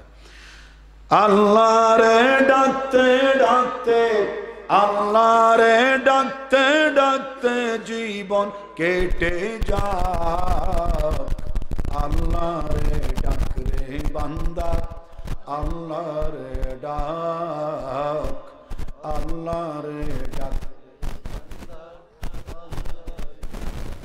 তুমি যখন ছোট্ট ছিলে, দাঁত ছিল না মুখে, তরলে খাবার দিলেন আল্লাহ মা জননীর বুকে। আল্লাহু আকবার কন্যা কেন? তুমি যখন ছোট্ট ছিলে, দাঁত ছিল না মুখে, তরলে খাবার দিলেন আল্লাহ মা জননীর বুকে, তোমার মা জননীর বুকে। সে আল্লাহ রে ভুল না রে, বলা যায় আরো জোরে, সে আল্লাহ রে ভুল না রে, জীবন যাকার থাক ওই আল্লাহর বিধান পালনে, ওই আল্লাহর হুকুম পালনে থাকিও সজাগ। আল্লাহ রে ডাক রে বান্দা, আল্লাহ রে ডাক, আল্লাহ রে ডাক রে বান্দা, মন প্রাণে ডাকলে তোমার গুনাহ হবে মাপ। হ্যাঁ, মন প্রাণে ডাকার মতো ডাকলে তোমার কলব হবে সাফ। আল্লাহ রে ডাক রে বান্দা, আল্লাহ রে ডাক, আল্লাহ রে ডাক রে বান্দা। যখন তোমার কেউ ছিল না তখন ছিলেন তিনি, এখন তোমার সব হয়েছে পর হয়েছেন তিনি রে, পর হয়েছেন। হ্যাঁ, যখন তোমার কেউ ছিল না তখন ছিলেন তিনি, এখন তোমার সব হয়েছে পর হয়েছেন তিনি রে, পর হয়েছেন তিনি। হ্যাঁ, এখন তোমার সব হয়েছে পর হয়েছেন তিনি রে, পর হয়েছেন তিনি। আবার তোমার কেউ রবে না, না ঠিক না? আবার তোমার কেউ রবে না, রবেন মাওলা পাক। আবার তোমার কেউ রবে না, রবে মাওলা পাক। একদিন তোমার কেউ রবে না, একদিন তোমার, হ্যাঁ একদিন তোমার, একদিন তোমার কেউ রবে না, রবেন মাওলা পাক। আল্লাহ রে ডাক রে বান্দা, আল্লাহ রে ডাক, আল্লাহ রে ডাক, আল্লাহ রে ডাকতে ডাকতে, আল্লাহ রে ডাকতে ডাকতে জীবন কেটে যাক সবার। আল্লাহ রে ডাক, আল্লাহ রে ডাকতে ডাকতে বিপদ কেটে যাক দেশের। আল্লাহ রে ডাক, বিপদ কেটে যাক। আল্লাহ রে ডাক রে বান্দা, আল্লাহ রে ডাক, আল্লাহ রে, আল্লাহ রে ডাকতে ডাকতে, আল্লাহ রে ডাক জীবন কেটে যাক তোমার। আল্লাহ রে ডাক, আল্লাহ রে ডাকতে ডাকতে বিপদ কেটে যাক দেশের। আল্লাহ রে ডাক, বিপদ কেটে যাক। আল্লাহ রে ডাক রে বান্দা, আল্লাহ রে ডাক, আল্লাহ রে ডাক, আল্লাহ রে ডাক।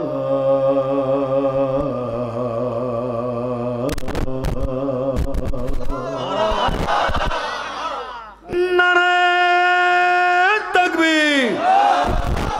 আল্লাহ আল্লাহ আল্লাহ,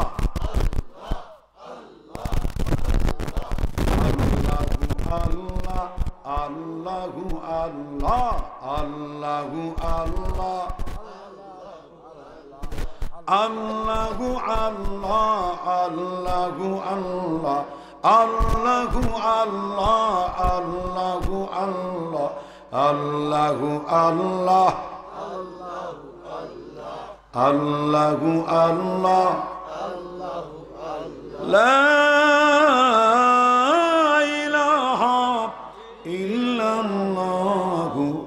মুহাম্মাদুর রাসূলুল্লাহ সাল্লাল্লাহু আলাইহি ওয়াসাল্লাম। আমরা আল্লাহর কাছে ফরিয়াদ করব, তবে দাঁড়িয়ে মুনাজাত করা আদব। আমার ভাইয়েরা যেহেতু আসছে কষ্ট করে, একটু দোয়াটা খালি জায়গাটা ফিল আপ করে বসে। এই যে ভাই যে কয়েকজন বলতেছেন খালি জায়গায় বসেন, খালি জায়গায় বসেন। ওই যে কালো কোট কালো টুপি খুব সুন্দর একজন মুরব্বী, একটু খালি জায়গায় বসেন বরকতের জন্য, খালি জায়গায়। মুক্তিযোদ্ধা, জি মুক্তিযোদ্ধারা হচ্ছে এই যে স্যালুট, স্যালুট ওটা এদিকে আসে, স্যালুট দেন। হ্যাঁ, মুক্তিযোদ্ধার মতো আসতেছে, মাশাআল্লাহ। আসুন, left right, left right, left right. এই এগুলি ভাইরাল হওয়ার জিনিস, আর তুমি ওখানে গেছো আবার দৌড় দিয়ে। এদিকে আসো, হ্যাঁ ওখান থেকে আসেন, ওখান থেকে আসেন। এরা সরল, এদের রক্তাই, এদের হুঙ্কারাই, এদের যুদ্ধে বাংলাদেশ স্বাধীন হয়েছে। এরা চলে গেল, এদের যুদ্ধ শেষ হলো। ওরা ক্যাম্পে অস্ত্র জমা দিয়েছে, ট্রেনিং জমা দেয় না।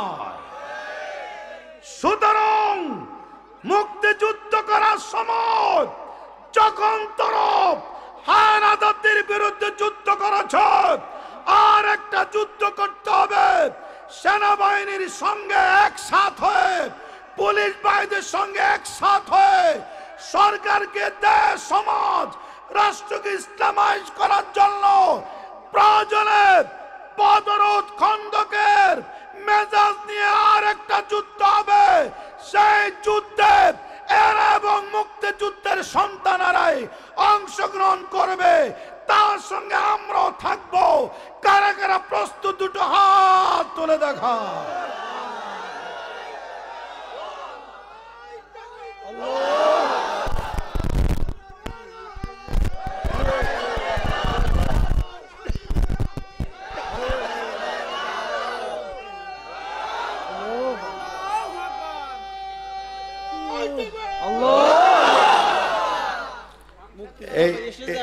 এই মাহফিল সফল 100% না 100 ওভার? 100 ওভার। কারণ সাধারণ জিনিসের ব্যাপারে বলে যে 100% ওকে, কিন্তু এটা 100 ওভার। 100 মানে 100-এর চেয়ে বেশি আর কি, 100 ওভার। উপসে পড়া সফলতা, রাইট? আল্লাহ সবাইকে কবুল করুক, জরুর না আমিন। আমিন। ভালো থাকুন, সুস্থ থাকুন। আগামীতে আসলে 9টায় মাইক ধরবো, এটা মনে রাখবেন। মনে থাকবে? হ্যাঁ, 9টায়। যদি কখনো জীবন আবার আসি, দাওয়াত দিব কি না? রাত্রে কি চান আগামীতে আসি? রাত 1টার উপরে বাজে, এখনো তরতাজা কণ্ঠ। আপনারা কি চান? আল্লাহ আমাদের করোনা ভাইরাস থেকে হায়াতে বাঁচিয়ে রাখুক। বলেন আল্লাহুম্মা ইন্নী আউযু বিকা মিনাল বারাসি ওয়াল জুনুনি ওয়াল জুজা মিন সাইয়্যিল আসকাম। ভালো থাকুন। মুসলমানের করোনা হবে না। তুই কেডা? তোর নাম কি? ক তাড়াতাড়ি ক। একটা 100 ওভার সত্য কথা বলেছে। আমাদের টিকা, আমাদের ভ্যাকসিন দেওয়ার জন্য হয়তো আপনি অনুরোধ করতে পারেন, নির্দেশ দিতে পারেন, তবে মহাসত্য কথা, আমাদের মুসলমানদের ভ্যাকসিন হচ্ছে 5 ওয়াক্ত নামাজের ওযু। আমাদের মুসলমানদের টিকা হয়েছে 5 ওয়াক্ত নামাজের ওযু। সারা পৃথিবী আজ মুসলমান রাষ্ট্রগুলি অনেকটা তুলনামূলক ভাইরাস মুক্ত। বিশ্ব স্বাস্থ্য সংস্থা আজ বলছে হাত দো, মুখ দো, চোখ দো, সাবান দিয়ে হাত দো। এইটা বিশ্বনবী 1500 বছর আগে চিকিৎসা দিয়ে গেছে। 1500 বছর পরে এসে যদি সারা দুনিয়া স্বীকার করতে পারে, দুনিয়া কত তাফালিং করছিল, ইটালিতে রাসূলকে কত ব্যঙ্গচিত্র করছিল। 80 ইটালি রাষ্ট্রপ্রধান শেষ পর্যন্ত করোনা ভাইরাসের ঠেলা সামলাতে না পেরে বলছে যে দুনিয়ার যত প্রচেষ্টা জমিনে ছিল সব শেষ, এখন আমরা আসমানের মালিকের কাছে ভরসা করতেছি। শাহাদাত আঙ্গুল উঁচু করে কার দিকে তাকাইছে? আসমানের মালিকের কাছে। ওই বেটো, করোনা ভাইরাস যদি একটা প্রভাবশালী রাষ্ট্রপ্রধানের আঙ্গুলকে আকাশের দিকে, আল্লাহর মালিকের দিকে, আল্লাহ রাব্বুল আলামিনের দিকে হাত সোজা করে দিতে পারে, সেখানে তুমি কেডা? এখনো সময় আছে, ফাজলামি করবা না। আল্লাহর দিকে ফিরে আসো। ডোনাল্ড ট্রাম্প সে তার রাষ্ট্রীয় অনুষ্ঠান উদ্বোধন করেছে কোরআন তেলাওয়াত দিয়ে। দেখছেন ইউটিউবে? কোরআন তেলাওয়াত দিয়ে। সুতরাং কোরআন আছে যেখানে, হাদিস আছে যেখানে, সুন্নত আছে যেখানে, অতএব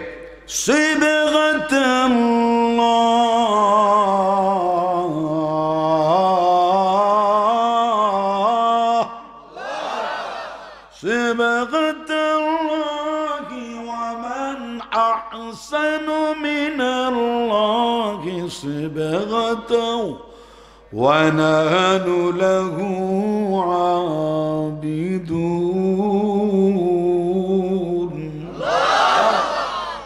আল্লাহ রঙে রঙিন হয়ে যাব। এই হোক আজকের আলোচনার মূল প্রতিপাদ্য বিষয়। আল্লাহ কবুল করুক, সকল আমিন। ওয়া আখিরি দাওয়ানা আলহামদুলিল্লাহি রাব্বিল আলামিন। আসুন আমরা এখন দোয়ায় শরীক হই। আল্লাহুম্মা আমিন। দোয়া করে দিলাম। হ্যাঁ, আমাদের সম্মানিত একটু মুনাজাতটা, আমাদের সম্মানিত সভাপতি আপনাদের সামনে ধন্যবাদের মধ্য দিয়ে ইতি টানতেছে। জি, আচ্ছা, পরে তাহলে ধন্যবাদ দিয়ে বিদায় করা যায়।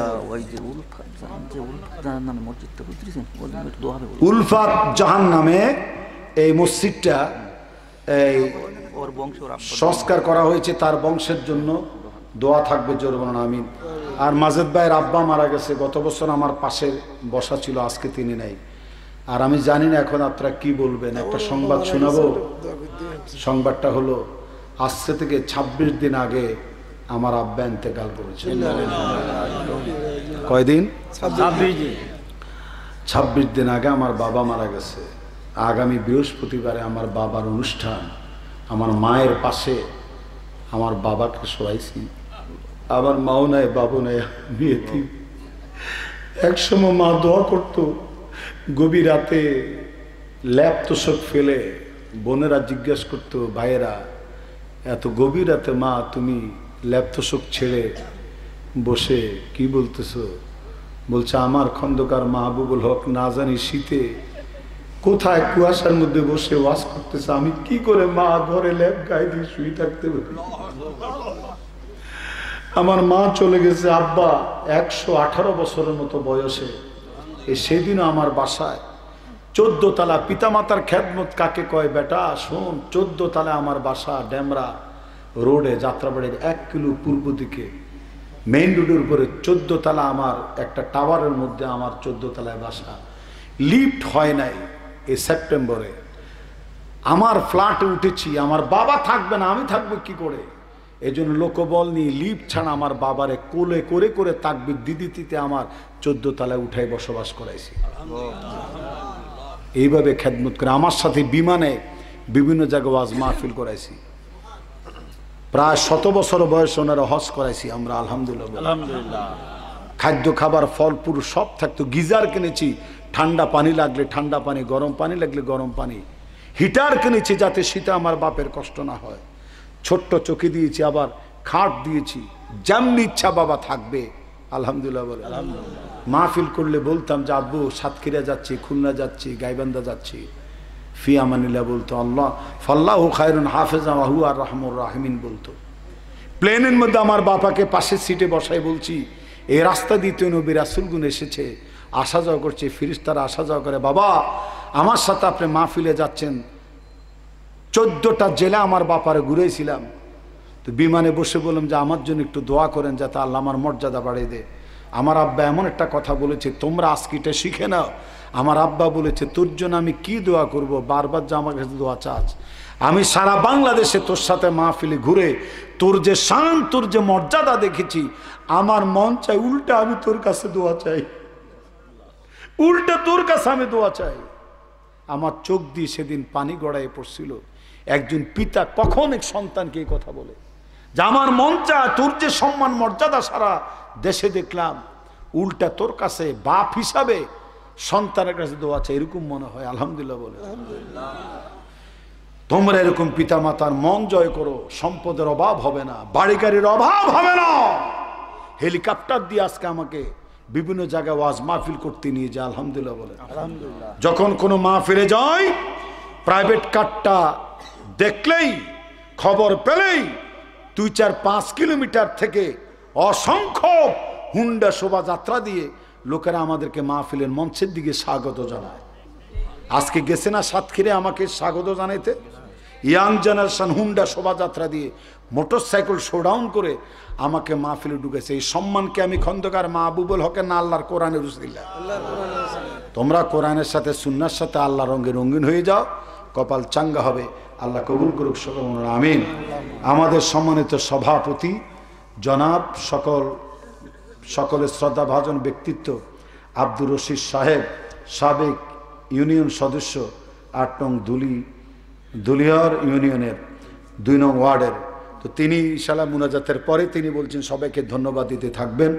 ভালো থাকুন, সুস্থ থাকুন। যারা বই নেবেন এখান থেকে নিয়ে যাবেন পুরুষ ভাইরা, আর মা বোনরা যারা নেবেন ওখান থেকে নিতে পারবেন নামাজের পরেই। হ্যাঁ, আমরা ৩ ভাই ৪ বোন, আমরা আসি এখনো আলহামদুলিল্লাহ। আল্লাহুম্মা আমিন। রব্বানা যালামনা আনফুসানা ওয়া ইল্লাম তাগফির লানা ওয়া তারহামনা লানাকুনান্না মিনাল খাসিরিন। ওগো আমার আল্লাহ, কি ঘটনা ঘটাইল আজকে, কি দৃশ্য আমি দেখলাম। অসংখ্য জনতা ময়দান মাহফিলের প্যান্ডেল ভরে বসে আছে। দোয়া মুনাজাতের কথা শুনলে ময়দান খালি হয়ে যায়, কিন্তু মঞ্চে ময়দানে যেমনটি দেখেছি লোক তেমনই আছে। ব্যস্ততার কারণে দূরের মানুষগুলি ১-১.৫ ঘন্টা কথা শুনে, ২ ঘন্টা কথা শুনে যদিও যার যার বাড়িতে ব্যস্ততার কারণে চলে গেছে, এদেরকেও তুমি কবুল করে নাও। আখিরি মুনাজাতে যারা বসে আছে এদেরকেও তুমি কবুল করে নাও। জীবনের গুনাহ মাফ করে দাও। যা কিছু পড়েছি ত্রুটি বিচ্যুতি থাকলে মাফ করে হাদিয়া বিশ্ব নবীর দুয়ারে পৌঁছায়া দাও। তাম পৃথিবীর মাটির নিচে যত মুসলিম মুসলিমাত মুমিন মুমিনাত ঘুমে গেছে রে আল্লাহ, তাদের আরওয়ার পরে হাদিয়া বকশিশ করে দাও। আমার আল্লাহ তাআলা, রাতে গুনাহ করেছি, দিনে করেছি, প্রকাশ্যে করেছি, তুমি ছাড়া মাফ করার কেউ নাই রে আল্লাহ। মা বাপের গুনার খবর ছেলে সন্তান জানে না, ছেলে সন্তানের গুনার খবর মা বাপ জানে না আল্লাহ।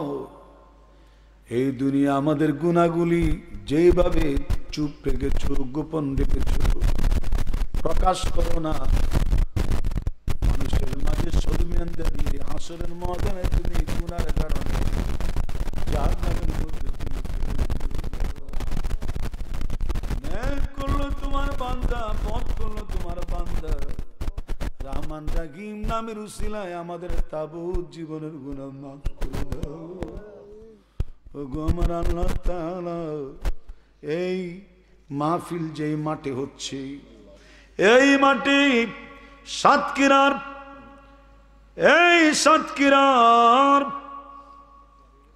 বালুইগাছা পশ্চিম পাড়া উলফাত জাহান জামে মসজিদ, ইট সুরকি থেকে শুরু করে টাইলস পর্যন্ত যারা এত সুন্দর করে সাজালো রে মাবুদ, দয়া করে এখন থেকে মসজিদটা সুন্দর করার তৌফিক যদ্দূর হয়েছে, এখন থেকে মুসল্লিরা সুন্দর হতে পারে। ইমাম খতিব নামাজের পর আগে অবসর সময় মুসল্লিদেরকে যাতে কোরআন হাদিসের বয়ান শোনাতে পারে তাদের যোগ্যতা বাড়িয়ে দাও, মুসল্লিদের ধৈর্য বাড়িয়ে দাও, আগ্রহ বাড়িয়ে দাও। এই মসজিদ যেদিন জান্নাতে যাবে, উলফাত জাহান তার বংশধরদের যারা মরে গেছে তাদেরকে জান্নাতুল ফেরদাউসের মেহমান বানায় দিও। এলাকাবাসীকে নামাজি দিনদার পরেজগার বানাও। বাংলাদেশের মধ্যে কোরআন সুন্নাহর আইন কায়েম করার মুজাহিদ তাদের বানাও। ওগো আমার আল্লাহ তাআলা, এই মাহফিলে যারা এসেছেন মাবুদ গো, যাদের চাকরি নেই চাকরি দিয়ে দাও, চাকরি থাকলে প্রমোশন বাড়ায় দাও। আল্লাহ তাআলা, এমন কোন অ্যাক্সিডেন্ট দিও না পাখির মতো উড়ে বেড়ায়, হুন্ডা সরু চিকন রাস্তা দিয়ে গাড়ি চলে, কার কখন অ্যাক্সিডেন্ট হয় কেউ তো জানে না মাবুদ।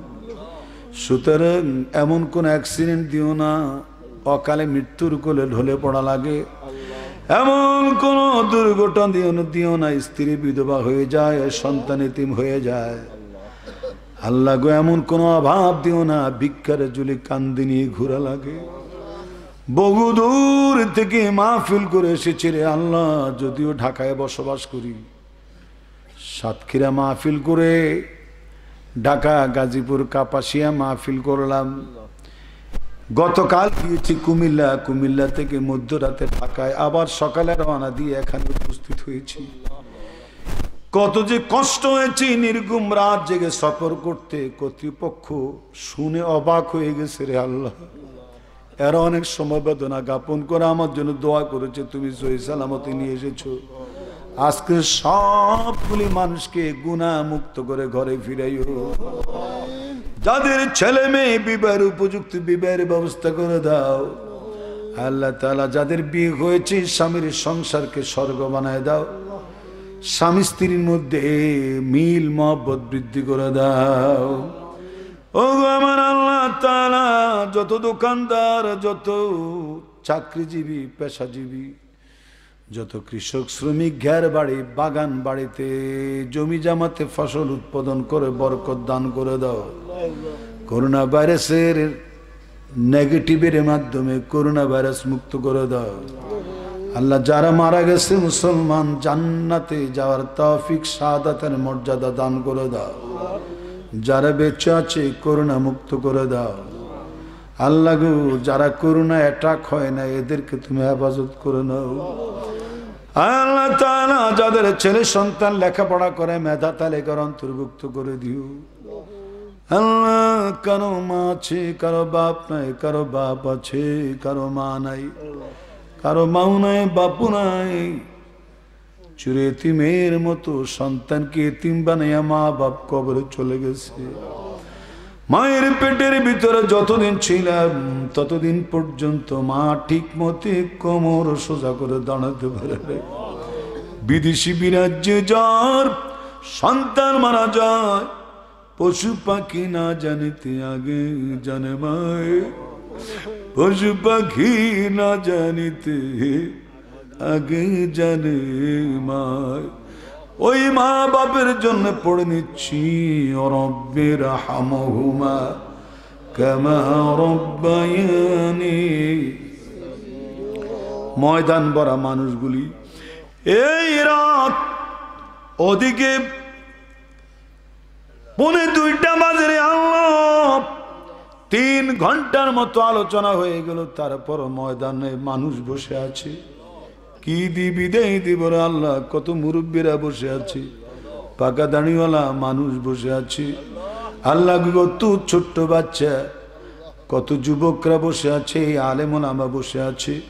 প্রত্যেকের মনের নেক মাকাসিদ তুমি পূর্ণ করে দাও আল্লাহ তাআলা। মা বাপের কথা শুনে যারা 2টা চোখের পানি কন্ট্রোল করতে পারে নাই, এই চোখের পানি বাতাসে মিশাই দিও না, হাওয়ায় দিও না। এই চোখের পানি ছিটকে মেরে মা বাপের জাহান্নামের আগুন তুমি নিভাইয়া দাও। যত বৃদ্ধ হোক না কেন, মা বাপ যার ঘরে আছে তার ঘরে মক্কা মদিনা আছে রে আল্লাহ। সুতরাং আগামীকাল থেকে মা বাপের কাপড় চোপড় ধুইয়া দেব, মা বাপের সঙ্গে ভালো আচরণ করব, দামি দামি ফল ফ্রুট খাদ্য খাবার দিয়া মা বাপের মুখে হাসি ফুটাবো। এই মা বাপের ছোট্টবেলায় পাতিলা উজাড় করে আমাদের পেট ভরে খাইতে দিছিল। খাইয়া দেখি পাতিলায় খাবার নাই। সন্তান বলে, কিরে মা, এত কষ্ট করে চুলার পাশে বসে পাক করলি, তোর খাবার তো শেষ, পাতিলা তো খালি, তোল্লায় রাখবি না? মা তখন বলতো, তোরা টেনশন করিস না, আমি মায়ের খাবার আমি যে করু খেয়ে নেব। সন্তানের অজান্তে মা হাত ভরে কলসির ভিতর থেকে মুঠ চাল নিয়ে মা গালের মধ্যে ঢুকাইয়া 2 গ্লাস পানি খাইয়া মা সারা রাত কাটাই দিছে। নিজে না খাইয়া যেই মা আমাদের মুখে খাবার তুলে দিয়েছে, জান্নাতের খাবার দিয়া মা বাপকে মনের মতো মেহমানদারি করে দিও। নিজের পরনে চেরা কাপড় আমাদের পরনে ঈদে চাঁদে পরীক্ষার আগে মা বাপ নতুন নতুন জামা কাপড় পরাইয়া কিনে দিয়া মুখে হাসি ফুটাইত। এখন আমাদের হাজার হাজার লক্ষ কোটি টাকার মালিক হইছি, কিন্তু মা বাপরে একটা কাপড় পরাবার জন্য কাছে পাইতেছি না। ডিজিটাল দুনিয়ায় আল্লাহ পৃথিবীর সকল প্রান্তের লোকদের সাথে জুমে, ইমুতে, মেসেঞ্জারে দেখে দেখে ভিডিও করে কথা বলা যায়, কিন্তু ওই প্রাণের মা বাবার সঙ্গে আজ দেখা হলো না। স্বপ্নে তাদের হালত আমাদের জানিয়ে দিও। আমরা যাদের দেখতে পাই, তুমি তাদেরকে কবরে সুখে রেখেছো। তোমার ফেরেশতাদেরকে বলে দিও, আমার যে অনেক কষ্ট করেছে মা, সেই মাকে যাতে কোনো কষ্ট না দেয় আল্লাহ, সেই মাকে যাতে কোনো শাস্তি না দেয় আল্লাহ।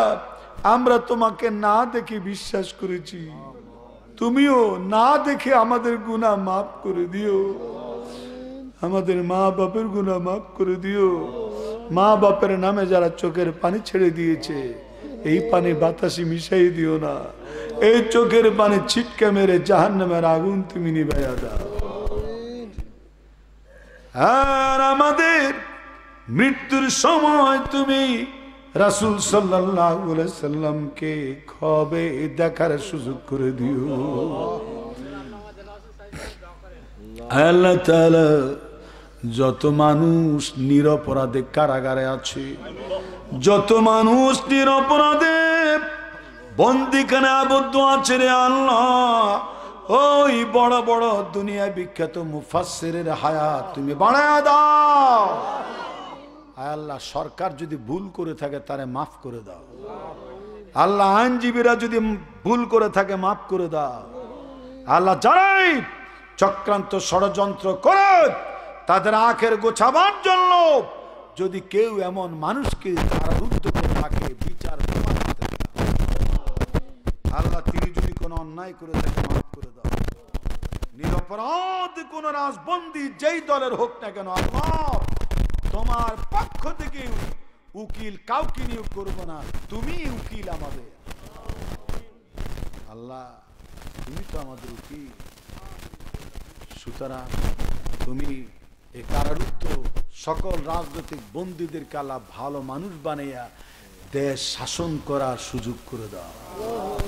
দেশের সরকার, দেশের প্রশাসন, সাংবাদিক বৃন্দু আল্লাহ, যারা দেশের কর্ণধার রয়েছেন, এদেরকে তুমি হেদায়েত নসিব করে দাও আল্লাহ তাআলা। দেশের কল্যাণের জন্য দীর্ঘমেয়াদী নিজস্ব অর্থায়নে পদ্মা সেতু থেকে শুরু করে দেশের অবকাঠামো, দেশকে মধ্য আয়ের দেশ বানাবার জন্য যারা কষ্ট পরিশ্রম করে যাচ্ছে, সরকারের মধ্যে যারা রয়েছে দুর্নীতি মুক্ত করে দাও।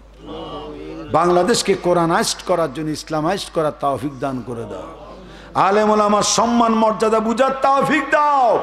সারা বাংলাদেশে কোরআন হাদিসের তাফসিরের সংখ্যা বাড়াইয়া দাও আল্লাহ। পুলিশ ভাইরা কষ্ট করে ডিউটি করে রাত দিন, তাদেরকে তুমি ইমানদারের মাধ্যমে আল্লাহ সুদ ঘুষ মুক্ত করে ডিউটি পালন করার তৌফিক দাও। এখন এই গভীর রাতে, মধ্যরাতে আপনারা যে যা চাওয়ার আল্লাহর কাছে চাইতে থাকেন, মন খুলে চাইতে থাকেন। পাকা দেড়ওয়ালা মুরব্বীরা, আমি জানি আপনাদের পাকা দেড়ওয়ালা মুরব্বীরা কিছু চাইলে আল্লাহ নাকি ফিরাতে শরম লাগে। আল্লাহ তুমি কবুল করে নাও। সবাই লম্বা করে আকাশের দিকে হাতটা উঠে আল্লাহকে ডাক মারেন।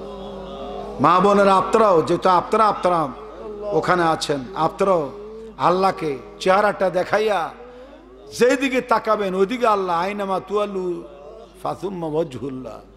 আপনারা বলেন আল্লাহকে ডাক মারেন, সবাই জোরে মঞ্চ ময়দান থেকে বলেন, কয়েকটা ডাক মারেন আল্লাহকে। এত নিশিরাত, সবে বরাত, সবে কদরও তো ডাকার সুযোগ পান নাই হয়তো। ডাকো ডাকো, চিল্লে ডাকো, বাচ্চারা ডাকো, কিশোররা ডাকো, মুরব্বীরা ডাকো, যুবকরা সবচেয়ে বড় ডাক দাও, লা ইলাহা ইল্লা আনতা সুবহানাকা ইন্নী কুনতু মিনাজ জালিমিন। আল্লাহ, মৃত্যুর সময় আমাদের সকলের জবানে তুমি জারি করে দিও, লা ইলাহা ইল্লাল্লাহু মুহাম্মাদুর রাসূলুল্লাহ সাল্লাল্লাহু আলাইহি ওয়াসাল্লাম। আসসালামু আলাইকুম ওয়া রাহমাতুল্লাহি ওয়া বারাকাতুহু।